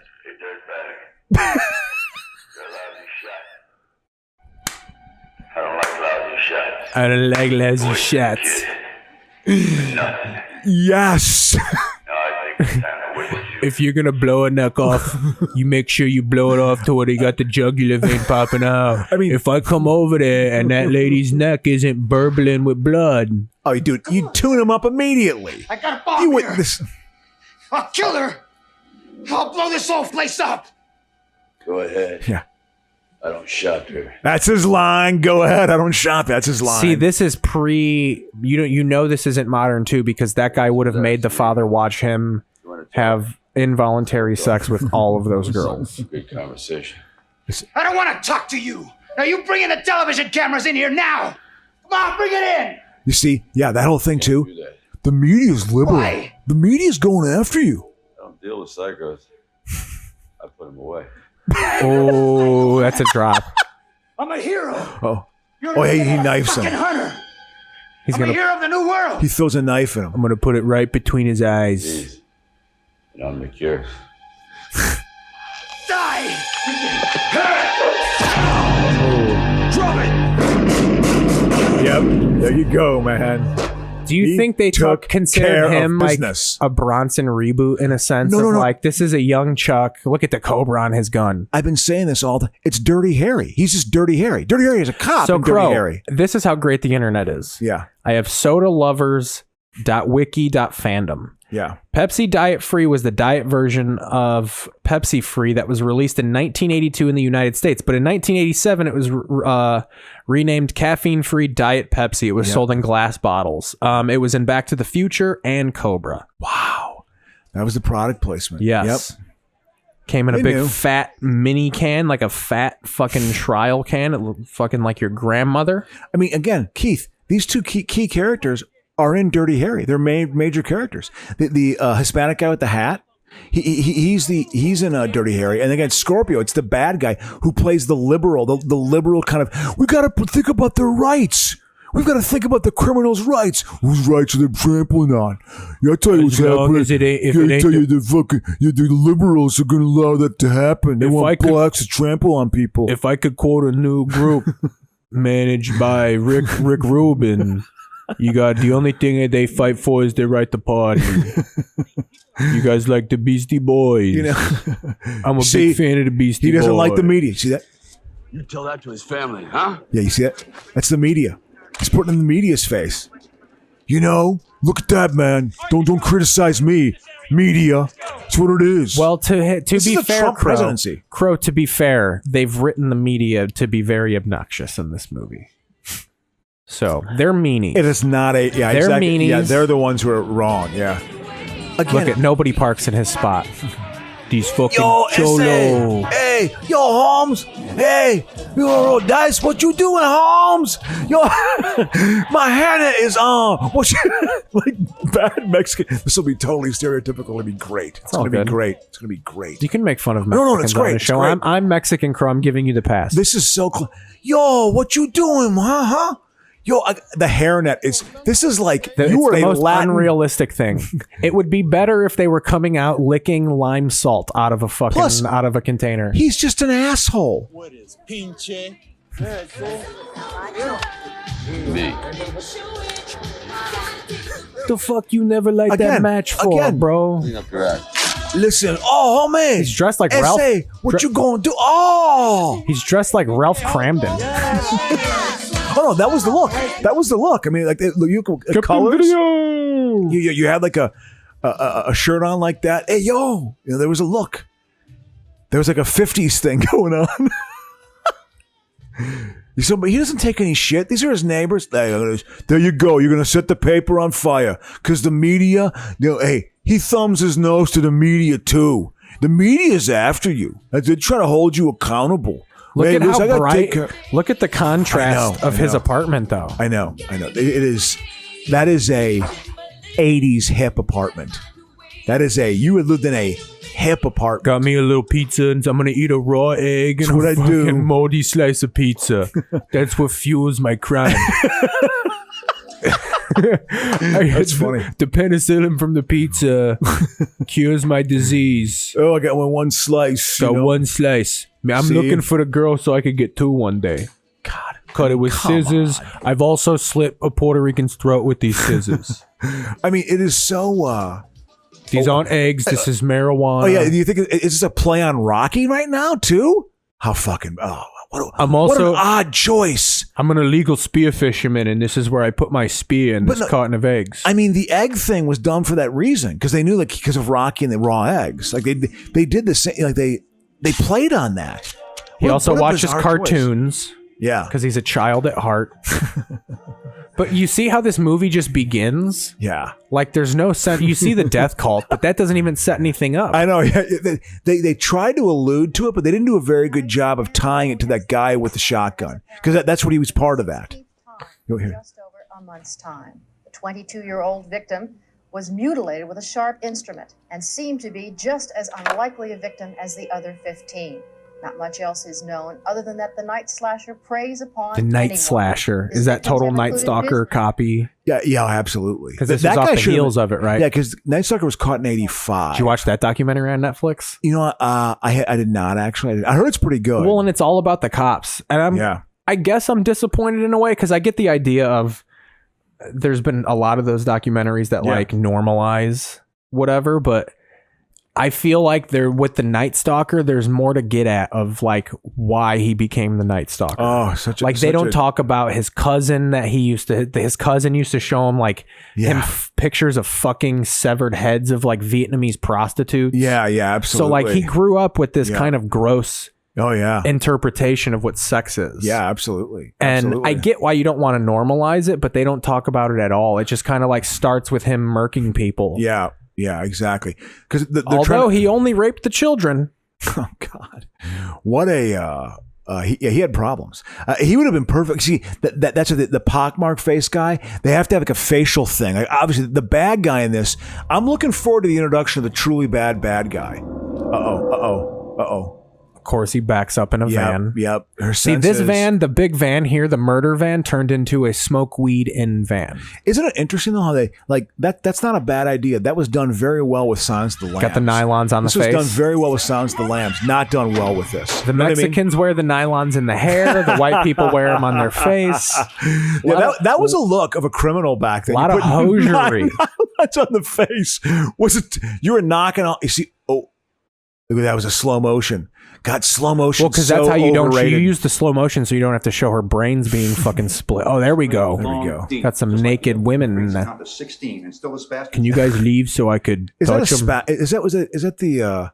It's a fucking. Okay. Oh, yeah, this is pure investigative police work, not jumping through a window. Hey, shouldn't you be hosting a late night show? Let him in. Yeah, he's the boss who's on his ass. He's kind of a liberal prick. He throws that knife between his legs. I just want to get involved, all right? He just is hanging around. Just want to split some fucking heads. If I may say something, Captain. If we let Cobra that's how he gets assigned? A lot of trouble. What are you saying? I'm saying that he works on the zombie squad and he should stay there. You tell me where I should stay now? Hey, it's nothing personal. We're just different kinds of cops, that's all. Cobra, like Monty says, you're on the zombie squad. You're a specialist that does a job nobody wants, all right? But we can't go shaking down people who have internal affairs jumping down our throats. That guy played Babe Ruth in The Sandlot. Yep. As long as we have to play by these bullshit rules and the killer doesn't, we're going to lose. Oh, God.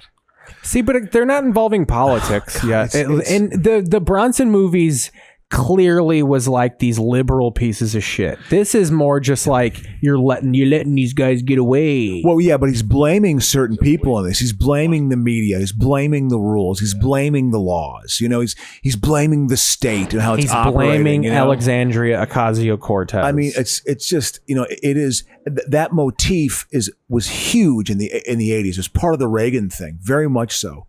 It definitely tied because it was starting to happen in the 70s. You think Reagan liked Cobra?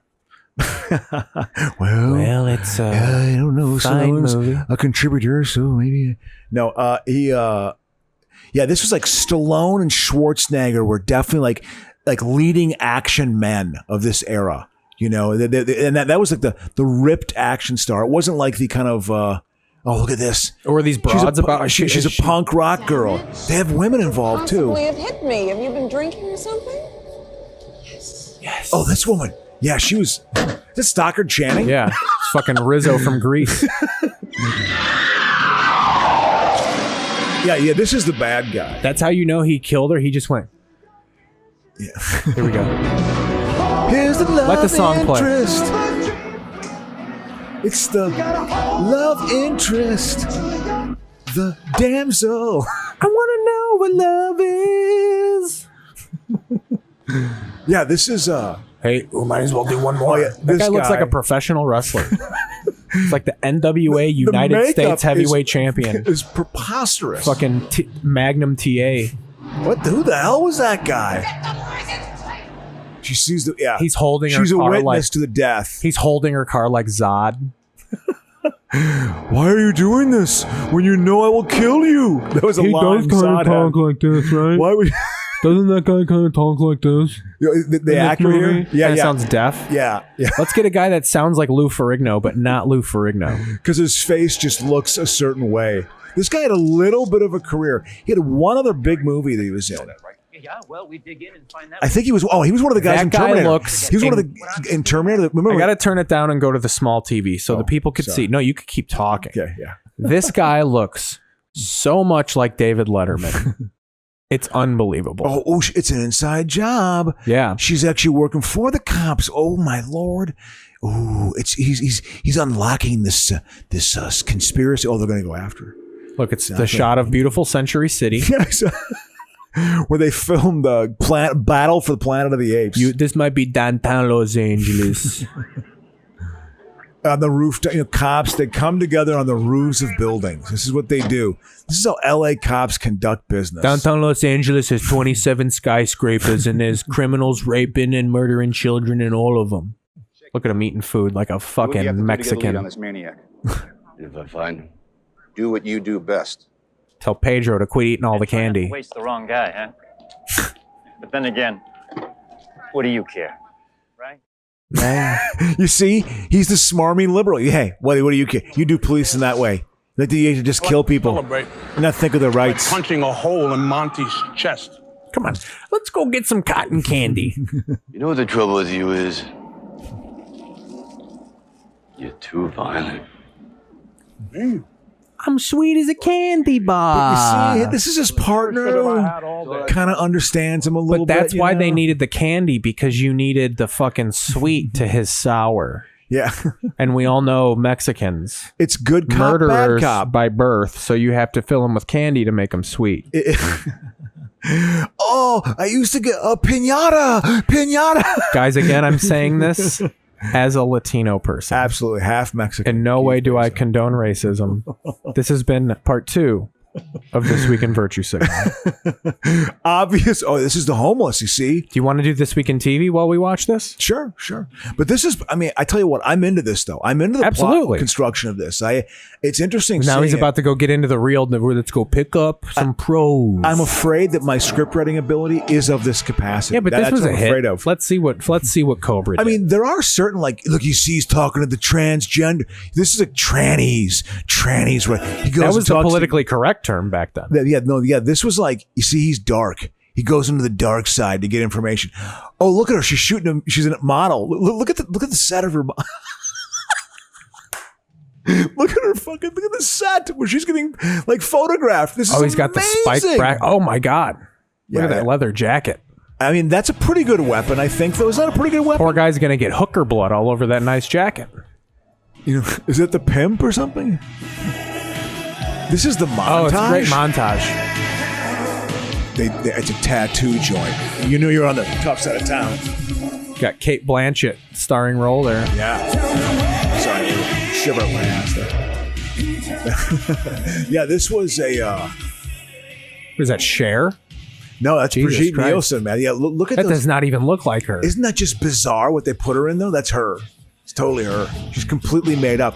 She was deemed like a real sexy woman. They were definitely like portraying her So as I like just touched the robots and then as a sexy woman, you know?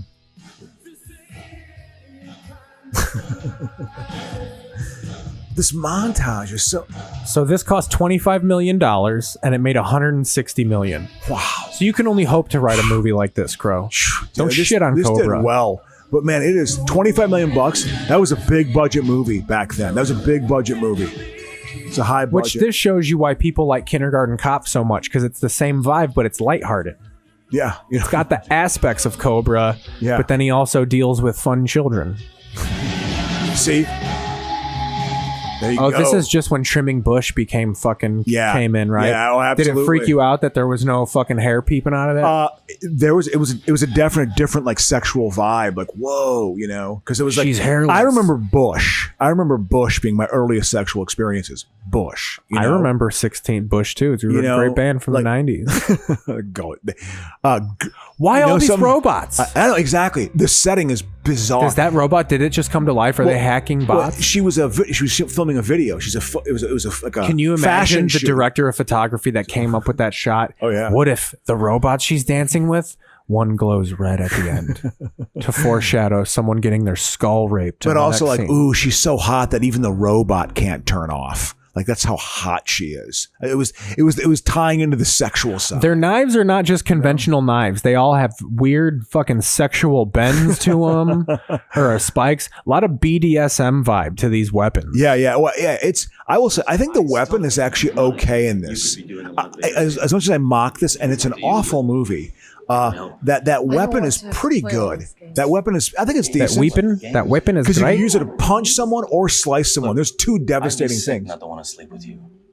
Okay, then don't do it for me. Do it for your career. Do it for your career. This is what Wow. Hollywood is, you know? Did you hear something? Like they're trying to make a statement about Hollywood.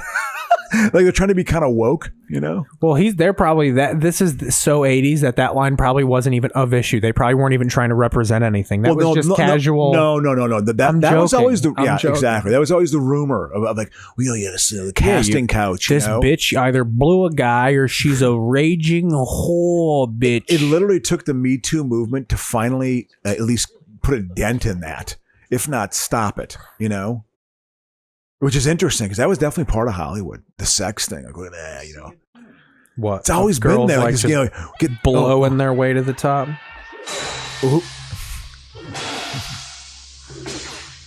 Steam. There's like steam everywhere. That was a big 80s motif. Steam was huge in the 80s. There would be condensation. And water. Yeah. Yep. If parking lots don't contain this much I'm a steam and yuppie. water. Oh, I'm a yuppie. Oh, that was my diet 7-Up. By the way, that would not be the reaction someone would have when they would hear her screaming. Also, like that. she's doing the thing where people hammer the elevator button. You can hit it once and freak out. Yeah. Uh-oh. He gets it. Is he on the side? What? Well, he's.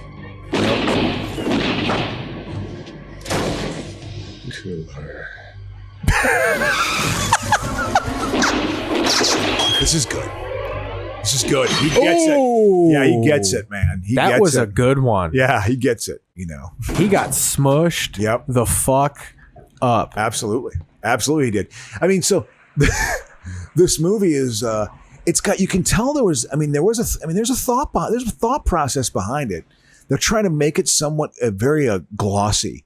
This was an attempt to be a very kind People of always look glossy scary movie. with their face pressed inside of a nylon. Yeah. Like if you were doing BDSM consensual sex with your Yeah. partner, Yeah. and one of you just fucking tried to sexually put a nylon over your face and bang her, she would fucking shit her pants. Yeah, it would be pretty weird, you know. But again, Look, the all weapon's this steam, good. all this steam alerted the police. Yep. Well, the fire thing, man. That's what happened. The fire department's coming towards him right now. Look, she's dressed like that math teacher I was talking about in the first half. Got the fringe jacket, dressed looking like Macho Man Randy Savage in this motherfucker. That's hilarious. Let's go to a little bit of this week in TV history. Sure, put it on. Oh no, I'm going on this. We can keep fucking Cobra. Absolutely. Obviously, we're keeping Cobra on Crow. Yeah, this is a hit. This is a hit for me. I'm pretty into this. Are we like 30 minutes in, 35 minutes in, 30, 40? Let's see. I just want to see because I like to figure out timing wise of the script. 29. Half an hour in. Okay. Yeah, that makes sense. But again, I'm Sergeant Gonzalez, and that intense-looking gentleman behind you. I'm Sergeant Gonzalez, and I took this job from a white cop that was probably smarter. But this is also women like the tough guy. Hey, look, there's water dripping off her face. They didn't even wipe the water off her face. She's crying. She's weeping. You don't look like policemen. No. You kidding? Kidding me? She must mean you. I just came across She's the river, so that's Holmes. not just crying. It looks like they misidentified her and they sprayed her with the perp hose, and then they realized, no, this is the girl that was getting roughed up by her husband. Stop hitting her with the Rambo hose. Did you ever fight with anyone? No. You owe money to anybody? Anybody have any reason to be upset with you? Oh, because she was the witness. Yeah, she's the witness. So that's the reason why. So that's got to be figured out exactly. Because they went after her because the police are on the inside of it too. They got to take her down. Because they know the cops are dirty too, man. They're part of it. So this guy actually has a moral code. He's got a moral code in this complex world. And that moral code includes murdering people. And murdering them without any remorse. Hell yeah. That's your code. That's what you live by. It's fucking... You just described America, Crow. Right? I mean, yeah, this motif is, this is dead on straight America, I think. A certain caliber of man thinks of things in this light, You say man scared you. Why? What was he doing? It was just the way he looked at me. What else did you see? Did you see anything else? Yeah.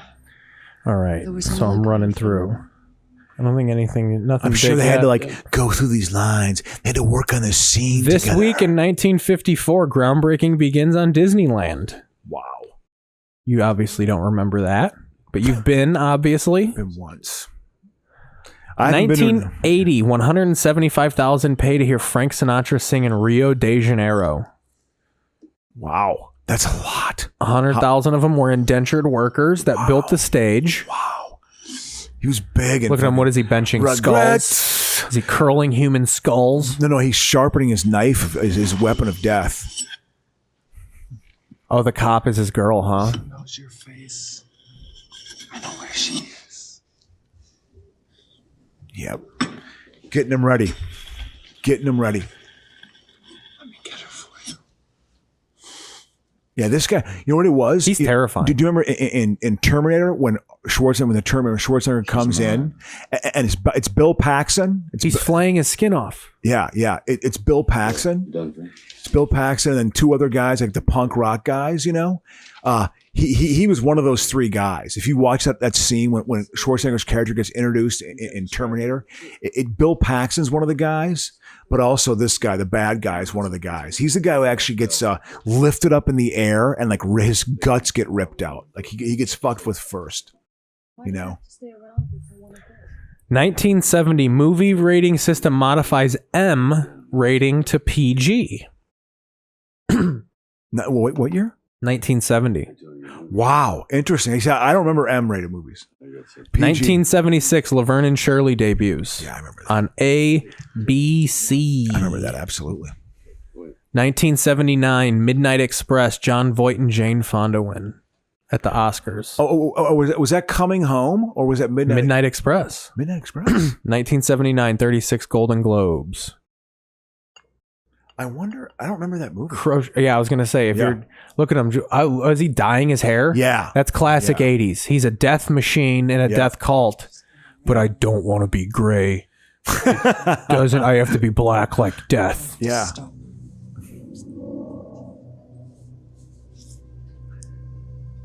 Look at his eyes. Has he blinked yet? Fucking David Byrne from the Talking Heads over here. Again, the amount of coke that was being done on this set was probably pretty good. Good cocaine too. Yeah, absolutely. Stallone, good lunch, good cocaine. Yep, are the absolutely. two things you could count on. Absolutely. I didn't notice Gonzalez. I was on the job. No. I was paying attention to business. Me like you too. I should didn't have notice. been. Okay. I wasn't eating a Snickers bar or nothing. Fucking liar. Hey, watch your mouth. You're in public. Of course. You see, he can still. So when his partner gets it, it's got to be This week. It's going to hurt. It's going to hurt. This Stallone week in a lot. 1984, Cobra. Michael Jackson burned during a Pepsi commercial. That was the beginning, I think, of his painkiller addiction. Oh yeah, and it was the beginning of him making himself a white person. Isn't that crazy? You got to hide the scar. He probably was. I think he was more scarred up. Yeah, absolutely. Absolutely. Kind of overblamed the vitiligo. You know, although vitiligo does take. So look at him. He's all fucking. They respect him now because if you beat the shit out of a Mexican gangbanger, they'll just like you. I know. Yeah, they won't try to enact any sort of revenge, at all. They're not going to have an axe to grind. If I dye, I love how he had the theory. If I dye my hair jet black, they won't think I'm a murderous fucking ball of human just walking around a hospital. Yep, absolutely. Like Jason Voorhees. It's hilarious. Got my whiteboard. This makes me look like. Did you ever see that movie, fucking Battle Games or whatever, with Matthew Broderick? Battle games, not war games, but battle games. I really like battle games. I don't watch a lot. movies that I don't star in. Yeah, that war games was huge. That was into pre war this, games. right? 80? 83. I was fortunate, perfect age for war games because it was very much my fear of. When nuclear was war. fucking the Wolverines one? When was Red 84, Dawn? 84.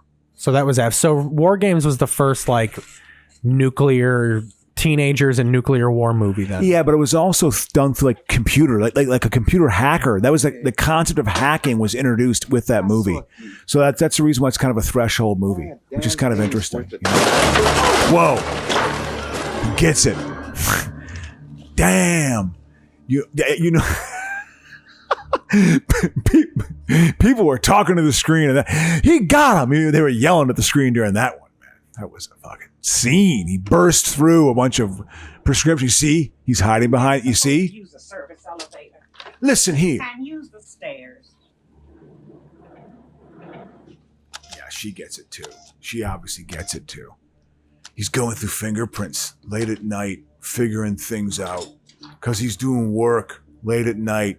Burning the midnight oil. I love how his surroundings just don't match. Oh, I know. His dark exterior. He should just be in a concrete room with I got my concrete room with my poker table out. Yep, absolutely. I like the game Battleship. I got a Battleship game set up. Absolutely, man. And I just, I got this book of matches. Yeah, but it's also like, that hue, that He's got a red bat lighting. cave. Yeah, it's like this 80s hip apartment. It does not make sense. It's interesting how you capture that because you're 1973, Ron Howard appears on MASH. Right. That guy is steeped in Hollywood history. Well, yeah, he was fucking his DNA is Hollywood. Absolutely. He's one of those like you don't even know it's so generational. His grandfather was Seamus Howard. Well, I know fucking invented the tripod. Yeah, his father was a working actor. I know that. And then some Jewish guy put a wheel on that tripod and stole the idea from him. Exactly. Man. This is just Pepsi everywhere. Pepsi paid a good chunk. You got Pepsi free. There was a point when they almost passed Coke. They almost passed Coke was Blade in the Runner. 80s. Yeah, and Coke was also when they changed their formula. That was a real mistake. And they kept it going for like 18 months, and it almost killed the brand, but hurt the brand. Here we go. You see, they're coming after him. How did they get to his place? I don't know. That's like, again, this is one of those movies that's good on cocaine because it has the vibe of a movie where you put your head down to do a blow of like a line of blow, and then you look up and you're like, wait, did I miss something? Yeah. And you're like, no, he appeared at a hotel with a giant Pepsi sign. It's hilarious. You've missed nothing. This is what the fucking movie is. I'm gonna get some water, man. You gotta keep talking. I gotta get some water. Oh, go for it. I'll go on my cam. The exclusive Keith cam with music. This lady was trying to look like Olivia Newton-John hard in this scene. The nurse? I feel like they used the same hospital for every movie in the 1970s. It's the same one hallway with the same color doors. He ain't running in those boots.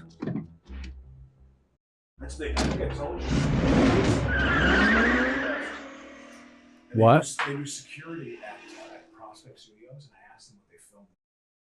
Grey's Anatomy in general. Oh yeah, you've said that. Are you guys taking a break? No, he's just wandering up like a psycho. No, got a little water. You went to get a drink of water and then you literally leaned on the counter. Yeah. Like you were about to. No, man. I had to just stretch out a little bit. I've been sitting down on my ass so long with driving. Oh yeah, even you're at the phase. That's what happens when you drive for a living. You're about to be buying trucker speed to fucking deal with the fucking blood loss in your ass cheeks. Well, yeah, it's just I don't know.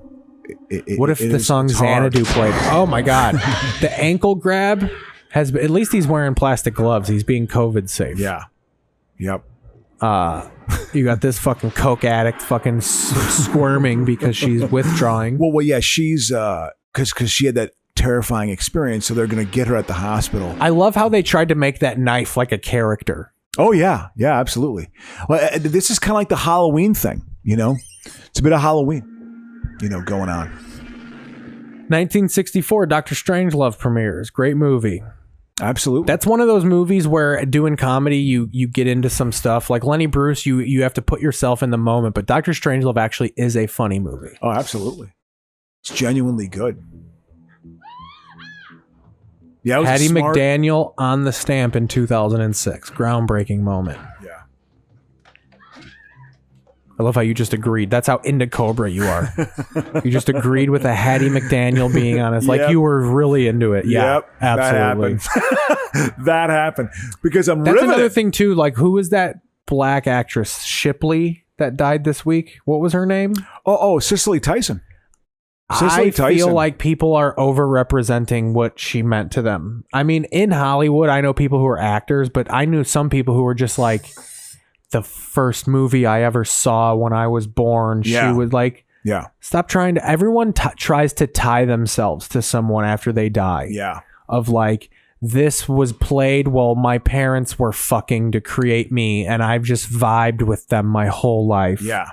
Yeah. No, anyone my age, you didn't know who Cicely Tyson was or whatever her name was. Cicely Tyson. I remember who she was. She hosted Saturday Night Live. Maybe if you were into getting away with murder, like, but even she was like fucking old girl's mom in 4 episodes. Yeah. Yeah. No, she was. I mean, she was if in a you're lot of movies. 30 or below, you didn't know who she was. There weren't many, black actresses back then, so she was certainly one of them. You know, and her tour de force. She was nominated for an Academy Award a couple times. Black actress, dead and loving it. You know, 96 though. I was That's like, she had a good long life. It's like 96 Good for you years when old. you're living that long. Holy shit! I didn't know she was that old. I mean, I remember her being in like Busting Loose. That was 41 years ago. So she would have been 58 when that was made. Like if you were 58 when that movie was made, you know, it's crazy. You know, I mean, she had a long career. Big movies in the 70s and stuff. Sounder, you know, she was in. Sounder.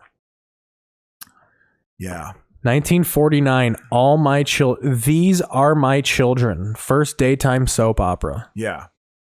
1958, Jackpot Bowling premieres on NBC with Leo DeRozier as the host. Leo DeRozier famously managed the failure 1969 Cubs. Yeah, he did, didn't he? Yep. Wow. Yeah, they had a name. So they're sweating them. Listen, you play by your own rules. This is something you'd remember. 1984, Edwin Newman retires from NBC News after 35 years with the network. I remember him. He was a complete sourpuss. Was that your fucking... Well, really? I mean, he was Edwin Newman. He was bald. This is like... They have to be somewhat presentable, I think, now, newscasters. They had to have somewhat of a physical appearance, you know, somewhat handsome or something compelling, you know, a certain gravitas in the voice or something, too, you know. But no. Look at all those computers. I know. Again, they're just processing information. They just got number munchers playing on the screen the whole time it's going on. Honestly, I remember this being like, whoa, this is a stylized movie. This is a very stylized movie. I mean, I knew I was never going to see it because it was ridiculous, not my type of movie to see, but it was very stylized the way it was presented. You know what? This movie could be an hour on the dot. There's a lot of him just typing on a computer. Hey, I'm 5'4". Also, she's 5'10". I like the idea that they're throwing in his partner is less aggressive than him and eats candy and junk food and shit. See, here's the connection. And he's this hard grizzled black coated wearing dude, and I eat veggies and greens and shit. I don't like animal products. Do you know the thing that you eat contains horse hooves? They make the gelatin out of horse hooves. Did you know that? One of these days, I'm going to sit down in this car and fire this gun right into my dick, but I'm going to still put the gun right into my front pants. Conceal carry. What up, David Letterman? This is... old fucking David Letterman over here is our CEO, you know? I mean, his whole macho facade We want him just as much as you is do. hilarious. And he was such a star. He was such a star at this time. He was fucking huge. He was living on Rambo and crap. I mean, he was just a fucking... He was the movie star. I love how they make him such a... with your fucking unlit match. You know something? You live by your own rules. But you know something? We liberals, we don't like that. Because we're actually trying to spoil a good time. You think it's a different match or the same one? They had to get an entire book. That's actually a credit. Stallone's matchbook keeper is actually probably a credit because literally made an entire box match. of... He probably still has that match like the turtle from Rocky. You know he still has that turtle? Wow. It's like 50 years old. But turtles live for like 480 years. Yeah, exactly. Stallone's gonna live for a while too through my turtle. He could probably that's what I'm gonna do. He could probably afford and live long enough to see where you could artificially prolong your life. Yeah. I'll get a cyborg limb. Yeah. My arm is the exhaust pipe from fucking... That's going to be crazy when that happens. Also, Crow, so you don't get the buzzing sound, you could just swing the bass part of the mic. It's cool, man. If you want to swing it in. No, I feel fine. I didn't eat a dinner, so I'm a little bit like my stomach's grumbling. No, I'm saying if you ever move the mic in so it doesn't squeak, you just move the bass part in. What this? Like you can move that. See you see the thing that it's in. You can just move that in, not even back. Move it like Crow. Yeah, sideways. Yeah, like that. Like Move this. it Like this. back. Okay. See, yeah, excellent. Thank Yeah. you. Good. I appreciate that, man. Thank you. But yes, this is. I should have let you just bend it in half. Yeah, thank you. Oh, that'd be hilarious. Yeah, but the whole he's taking the investigation over now, and they doing stuff like this would not be something you would be allowed to do. You would be fired from the force immediately. Well, you notice how he hit the hot dog stand because he hates meat. Hot dogs are just lips and assholes. That's a line from a John Candy and Tom Hanks movie. You like John Candy and Tom Hanks? Summer Rental. God, this is so fucking mid-80s. I mean, it's got all the sounds of a blaxploitation movie. Yeah. This is a whitesploitation movie. They're exploiting his Italian heritage. No, this is amazing. I mean, yeah, it has such a feeling of that era of movie. Like this is a cutting edge action movie of that time. I mean, there's a little something going on. And like RoboCop, this is all going to end up in a factory somewhere. Yeah, of course.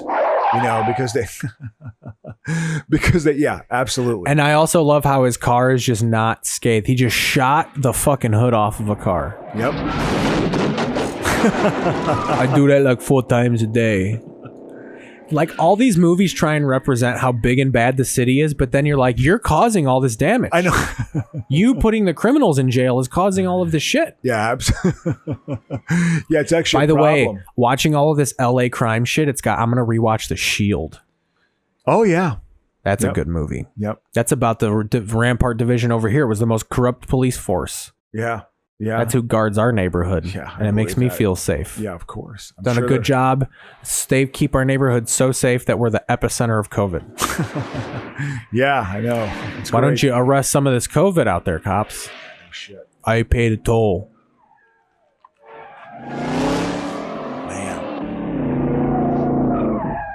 See, my auto shop teacher that committed suicide, yeah, he had a movie contract where his job basically was to fix the cars after they do this shit. Wow. How do he come? He sat in a car and turned it on and closed the garage. Wow. It's how an auto shop teacher would do it. Yeah. Wait, did the psychopath get in fucking... Oh, no. I think he's chasing him. Yeah. This also, at some point, they're like, but it has to be a sale for how beautiful Los Angeles is as well. Yeah, it's again, stylizing LA, making LA look a certain way. There was a gloss to it, which has always been one of the sales pitches. I love how the button just said nitrous. Yeah. And he literally put the pedal to the metal. Yep. Literally. Yep. To the metal. Absolutely.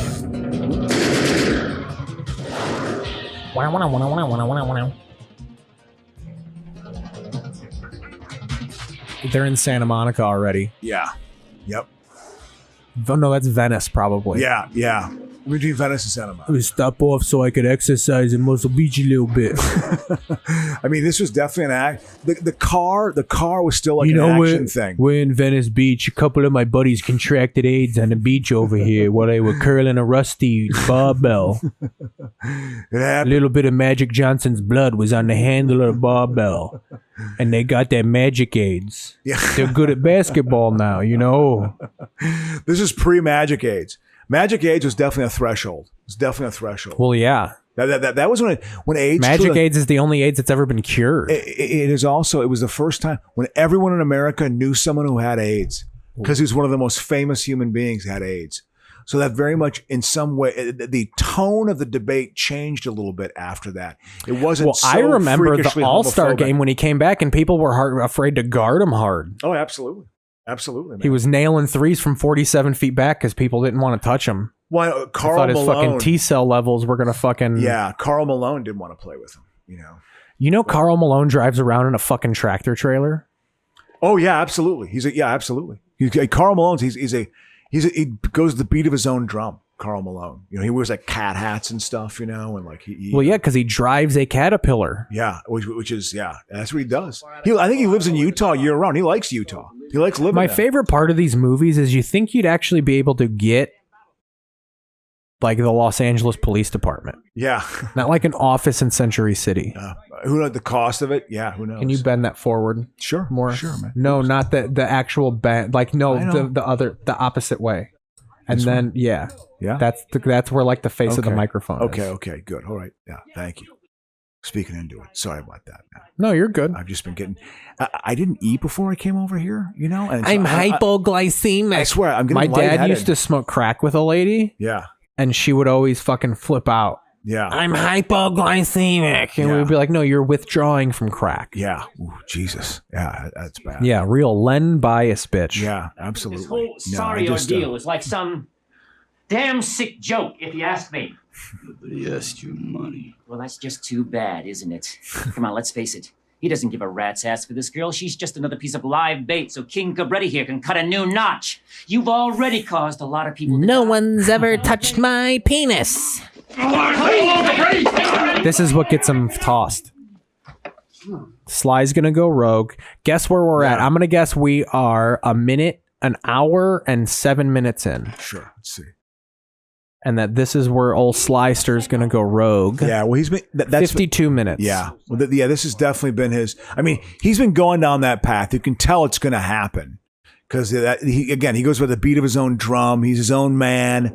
You're going to tell him what to do. I go by the beat of my own drum, and it's one of those big drum kits like the drummer from Def Leppard has. And I'm like one of those cool one-arm drummers. That's the beat of my drum. It's one of those big, cool John Bon Jovi drum sets.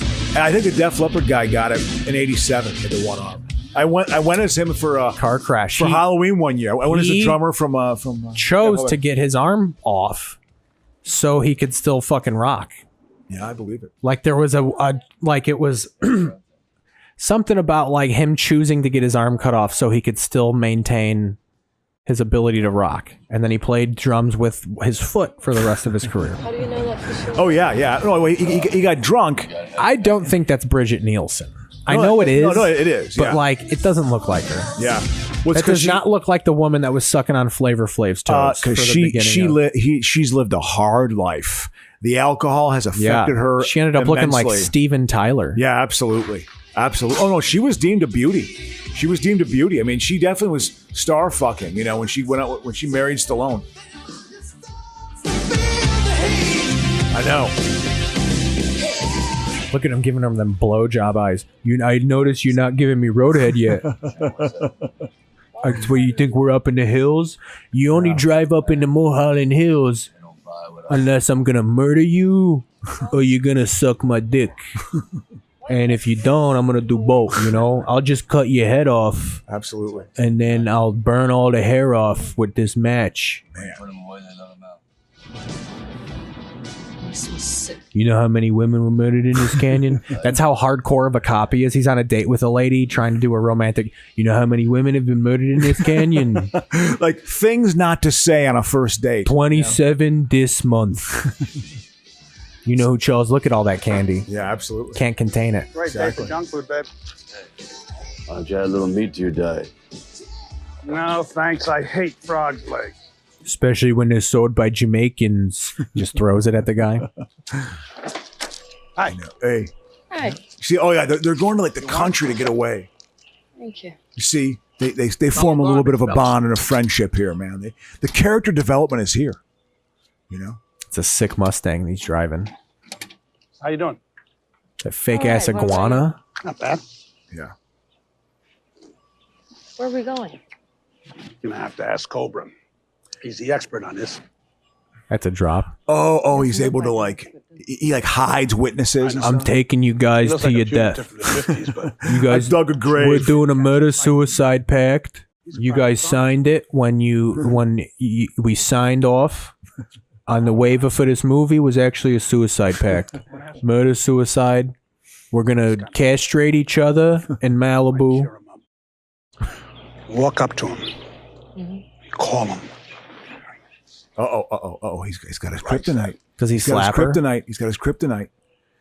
Oh, that Coca-Cola Classic logo just up. Got a Lenny Dykstra fucking bobblehead over here. Yep, absolutely. Yeah, it's a Philly, but it's Dykstra was actually playing for You the Mets know at that everything. time. You know everything, Steve Bedrosian. It was a Bedrosian, yes. A Bedrosian or a Vaughn Hayes. You know, that's who it was. Gonzalez talks too much, doesn't he? Oh, what was the name? It's not so bad. No? Kind of tough growing up with, don't you think? This is the best Brigitte Nielsen ever looked. Yeah. Yeah. Listen. She was a beautiful woman Sly for a while. Stallone fucked the ugly directly into her. Yeah. Well, I mean, their relationship, their marriage split up, you know, after about 3 years. It was a classic Hollywood burnout relationship, you know. $40 million. She made $40 million on that divorce. She got that, you know, that was a settlement. Good for her, man. She fucking good for you. No, but she did not. She did not age well.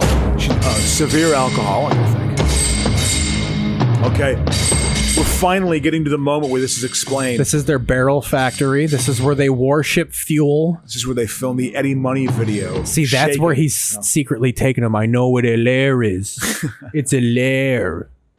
Like my buddy Larry, that like we show like not like the nickname of a guy named Larry, but a lair, like a villain's house. Yeah, a lair. Exactly. That's like most of the trip. It's not a lair. That's what I'm saying. A lair. What do you call it? Hey, this jukebox doesn't have Street Fighting You're Man gonna on get some it. French fries with your ketchup. Why don't this jukebox have any Twisted Sister on it? No. Here's this. You're gonna eat some. Hey. Oh, you see, he's got a sense of humor. Hey, you know I think maybe I got a toy that maybe you think is kind of funny. This is about the size I once caved the guy's skull in with a lawn ornament. Yeah, he was this I brained him. He was this Bosnian rebel, and he was yard hopping, and you know I caved his head in with the butt of my pistol. Oh, he tries drowning. Oh, you see, he had the line. Hey, I got the line right. You have some French fries with your ketchup. That was his line. I knew he was going to make a line about that. Making fun of her eating, you know. Oh, this broad is just following him. Yep, absolutely. So what do you do to relax? I whack off. That's what I do. I stroke my Cobra. That's what happens. You're working the late hours. You know, I tug one out. I pull my pecker. That's what happens. Really? Maybe I can help you with that. No. But not many people could put up with the way I live. You ever sit on your left hand, and then you jerk off with that hand, and it's like another person. It's called the stranger. Yeah, but they're connecting. No, seriously. She was a model. Like, she was a successful model in the mid '80s. Brigitte Nielsen had a career. She had a career where she was. I mean, she's in a fucking major Hollywood movie. Now it's getting ridiculous. It's beyond a character trait now. Cool it with the fucking ketchup, Brigitte. That's how they cut. That's how that scene ends that way, though. Get those leather chaps with over jeans. Yeah, no shit. Firing up their hags. Motorcycle gang. Motorin. What's your price to fight? So they know they've been told by the cops, so they're showing up now. Yeah, so there's gonna be some major action here in the next couple minutes. Absolutely. Man. Yeah. This is I again never seen it, but I'm proud of myself for being able to figure out the plot of Cobra pretty easily in a THC-filled state. I'm actually proud of myself for being able to do that. You know? Oh, because like recalling Cobra? Yeah, I mean, I haven't seen it, but I can figure out the plot line so easy to follow. I love how they just have this neon Blade Runner sign over a fucking phone booth. Absolutely. He's asleep. I was just checking on things at home. Just checking on things at home. It's out of order. Getting cold out here. Oh, you see, he's figuring out a lie. Yeah. You don't talk like a murderous man right now. I think you're doing a great job. I've noticed you have a very sinister man voice. I think you're doing a great job. Like, appeals to his ego, you know? Yeah. You know, hey, they know what they're doing in the script. He's just giving himself a tattoo.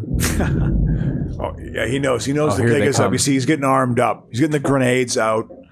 He's getting Of course. Yeah, absolutely. I only brought 4. This is still Rambo. This is like the Rambo was still part of it because Rambo 2 had come out the year before this in '82. You see, Rambo was a good movie.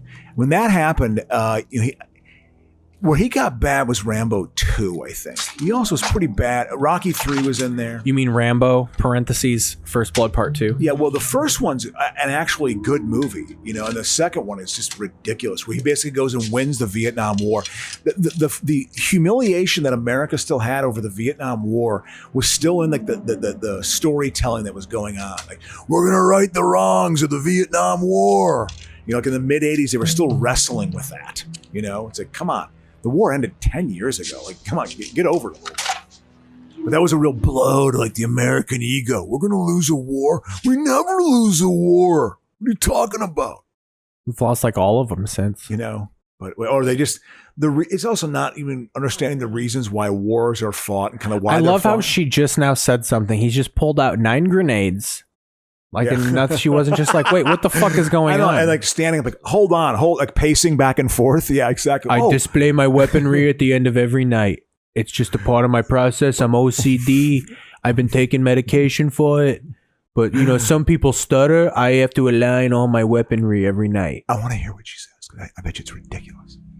Won't hurt you. Well, they haven't banged yet. They have to bang. Well, you see, you can let your guard They're about down. to play some Luther, dude. You see? Oh, he's going to take the match out. He finally took the match out. You know how people let their guard down? Yeah. He lets his match down. Yeah. Am I being electrocuted by this thing? No. Is it? I'm serious, man. Is there I don't know. Anyway. Sorry, man. When this is all I'm tweaking a bit or something. I don't know. There's like this electric current, man, going on right now. Anyway, sorry, man. I don't mean to be. Is that Like, what do you mean an electric current? Like this thing caught a hold of me. And it was like frying me a little bit, man. This like wire was. It was a hold of my. It was We weird. don't rub it on you. I know, yeah, exactly. But I'm saying it just happened. I'm sorry. Anyway, a little You might have technical got difficulties. static shocked. Yeah, I guess. Yeah, it was weird. I got a static shock, which I didn't. Well, you've been rubbing all over the seat like a coke addict. Yeah. See how this movie makes you cokey? It does. Well, it's also because I've been sitting on my ass all day driving, so I realize now it's like the cumulative effect of that's bothering me. You know, Put a Luther for the background I here? actually like the fact that I'm able to still maintain it, in spite of this. You know. Yeah. You know. Because this has been a good episode discussing Cobra. I think it's been an excellent episode. This is a long just makeout scene. Yeah. At least take a shirt off or something. Exactly. Are they just gonna send? Are they not gonna get? I can't even put it in. They came before I got loose. Yeah, they wouldn't. I mean, it was a little more implied then, but then sometimes you'd have a sex scene. What are they in where- Joshua Tree right now? I like how she's like in bed, like she just fucking cooed a fucking death cult over there. Exactly. I'm waiting. I know something's up with this woman. I'm gonna stay up. Will you sleep soundly? Look, I banged at a bed. Yep. Look, they're showing how long it takes to get places in California, though. Yep. Exactly. He knows. He knows that. Yeah, the showdown's coming up. This got panned by the critics. Well, yeah. You know. I mean, it's not good. I know. Yeah, it's bad, but you could see why I feel like made it's a lot of money. Well, Sylvester Stallone, and just like they had enough of a script in there, sort of. It's bizarre. It's weird. This is also, I think, like the peak of just when murdering criminals was the thing to do. Oh yeah, in absolutely, film. absolutely, man. No doubt about it. You know, I mean, it still happens. Now we're leaning towards where it's okay, like how you said, oh, the criminals have all the rights. Like now that's kind of the tone of Hollywood. Well, where it's like if you're doing a movie about crime, you kind of have to show the other side of it. Of like, oh yeah. What struggle did they go through to put them through that? Oh yeah, that was not allowed. I'm telling you, that was not allowed in the in the 70s or in the 80s. She's looking more like Brigitte Nielsen. Look, he kissed her once, and she's looking more haggard as the movie goes on. He slapped her around. No, here it is. Get inside. Get inside. Take your clothes off. Get in there. Woman, don't you hear me? Put a plastic bag over yourself like you're training for a wrestling match. Never like that bitch. Me either. Get in the house. Yep. Get in the house. How long is this final scene? Oh, this is like 21 minutes of terror. Yeah, absolutely. Again, all trying to get her because she's a witness to a murder. That's what this is all about, huh? Yeah. She's a witness to a murder, and they want to kill her because I guess she's going to bring them down. I love how they've almost practiced for like, you know, that time we've been preparing for the death cult to come to our town. It's happening.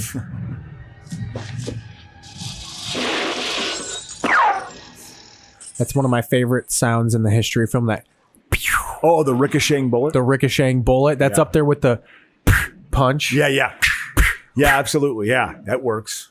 Or they have the one where a guy falls and it's the.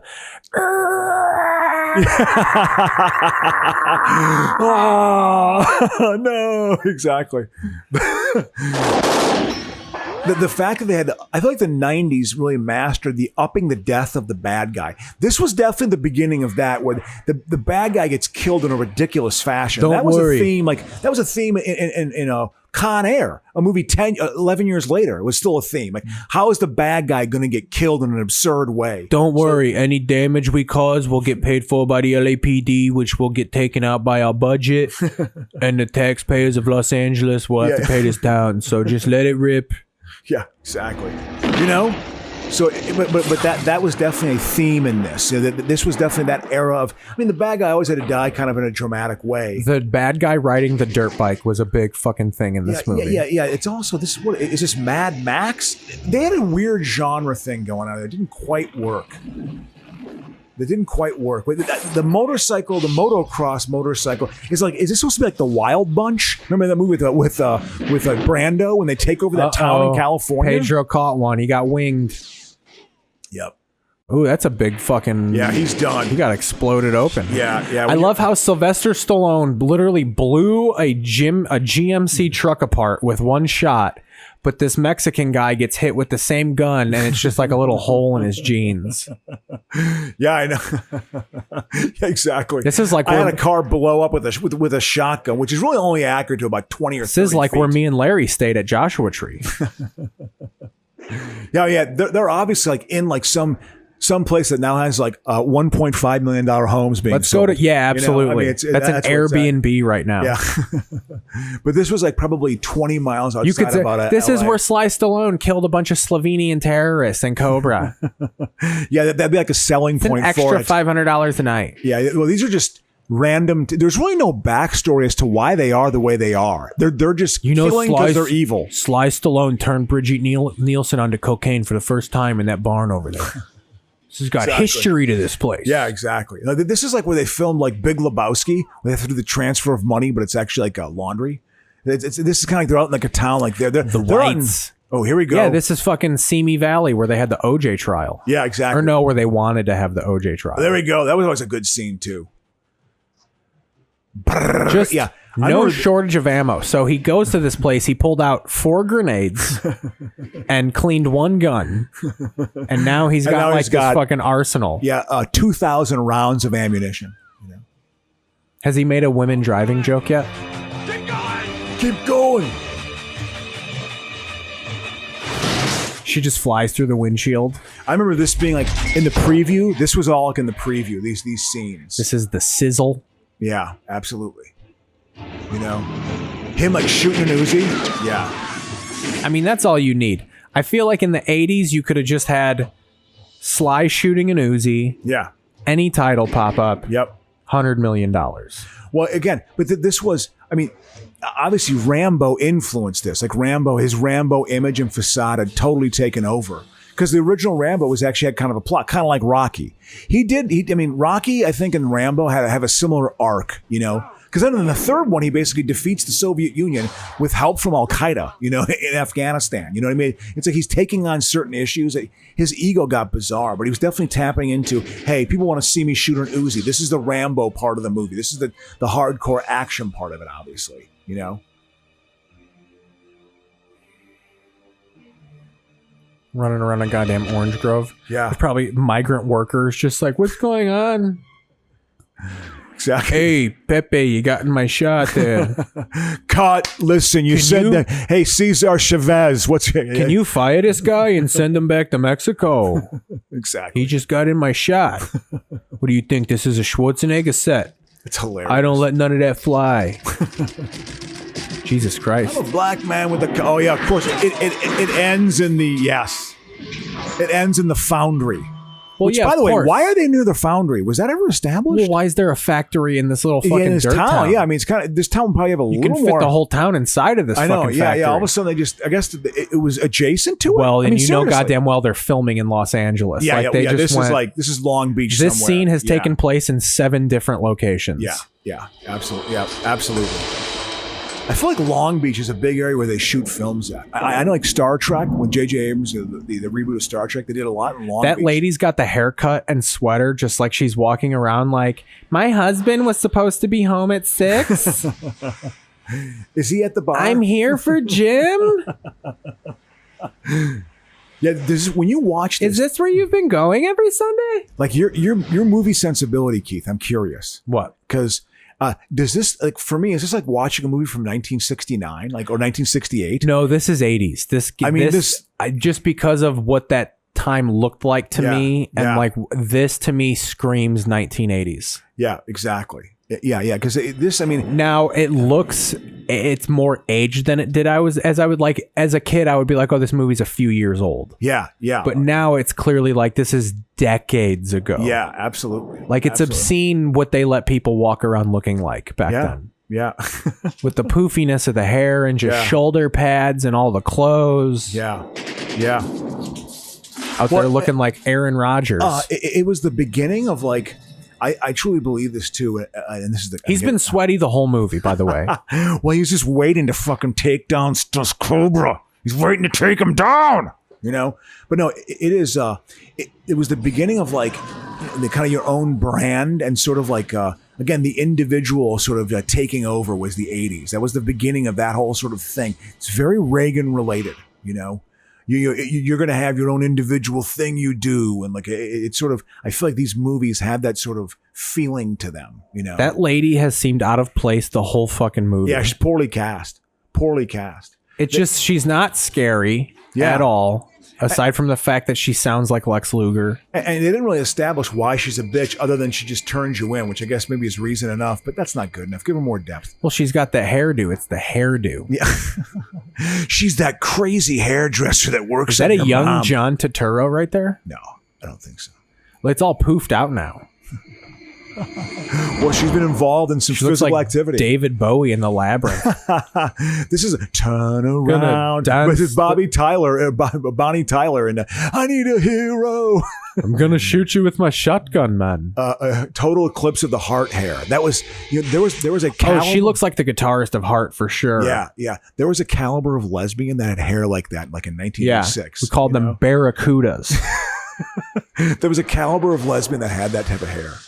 You know? Oh, this will be a good one. The right to remain silent. Yeah. Fucking Miranda is such bullshit. Oh, that's he struck the match. We can't just, we can't just, put 3 million people in prison. That's all well and good, but you're going to jail for murder for setting that man on fire. No, you don't. He's done bad things. There we go. Yep. They're still respectful enough to not have too much violence. Again, he blew apart a truck with that gun, and then he just kind of barely shot her. This is deemed a real, at the time, this is a cutting edge action movie. I wonder what Ebert gave this movie. Oh, I'm going to guess 1 star, maybe 1.5. He didn't give it 2. No way. No. I'm curious. I'm excited about this. You finding this? This is going to be a good discussion point because this is such a good culminating moment of the movie. Maybe we could do it in Roger Ebert's fucking broken jaw, fucking robotic voice. That was bizarre. What a weird, what a sad end to his life. Oh, this is great. They establish it well. It always freaks me out. Wonder. Yeah, he gets hung on one of these hooks. Exactly. It's the absurd death of the bad guy. He puts like his skin through the hook. Yeah, which is people fuck like that now. That's like not even a hard death. They put a hook in their back and then they hang from fucking hook swings and shit and have people jerk on their pud. Let's play, pig. He likes creating distractions. He did the same thing in the opening Cobra scene. has a 14 on Rotten Tomatoes. Ooh, that means it's bad, correct? Yeah, but fuck these people. You want to go to hell? I'd fuck me. Yeah. Different actor. He definitely has a Ted Levine vibe to him, though. You know? He went out for that. He probably went out for that role. Yeah, it was probably like at the end, because his career went nowhere. Only strong survive. Oh, look, he's got a whole thing of his reviews. RogerEbert.com has an entire list of Stallone reviews. Oh, I'm sure it's incredible. Oh, wow. Wow, did he not review this movie? Roger Ebert didn't even fuck with this movie. Wow. Yeah. Yeah, so Roger Ebert went from Rocky to Staying Alive, Rocky 4, all the way to Stop or My Mom Will Shoot. Yeah. And then Cliffhanger, and then, he didn't fuck with this movie. Interesting. They actually didn't even review it. He used to watch movies at the Music Box. Take me in. Yeah? Yeah, he'd go to the Music Box and watch. And for the weeks, they'd know what movie he was going to review. I go to the Music Box because men suck me off in the back row. Well, I think I told the people who owned that was an old gay couple.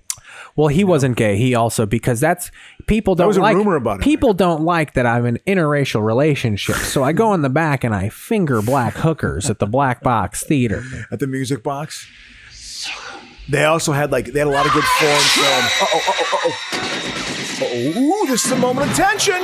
Oh, he shot her right in her dumb bitch leg. I love how he just throws the chain and it hooks up to the ceiling. Yeah. Oh no, here he comes.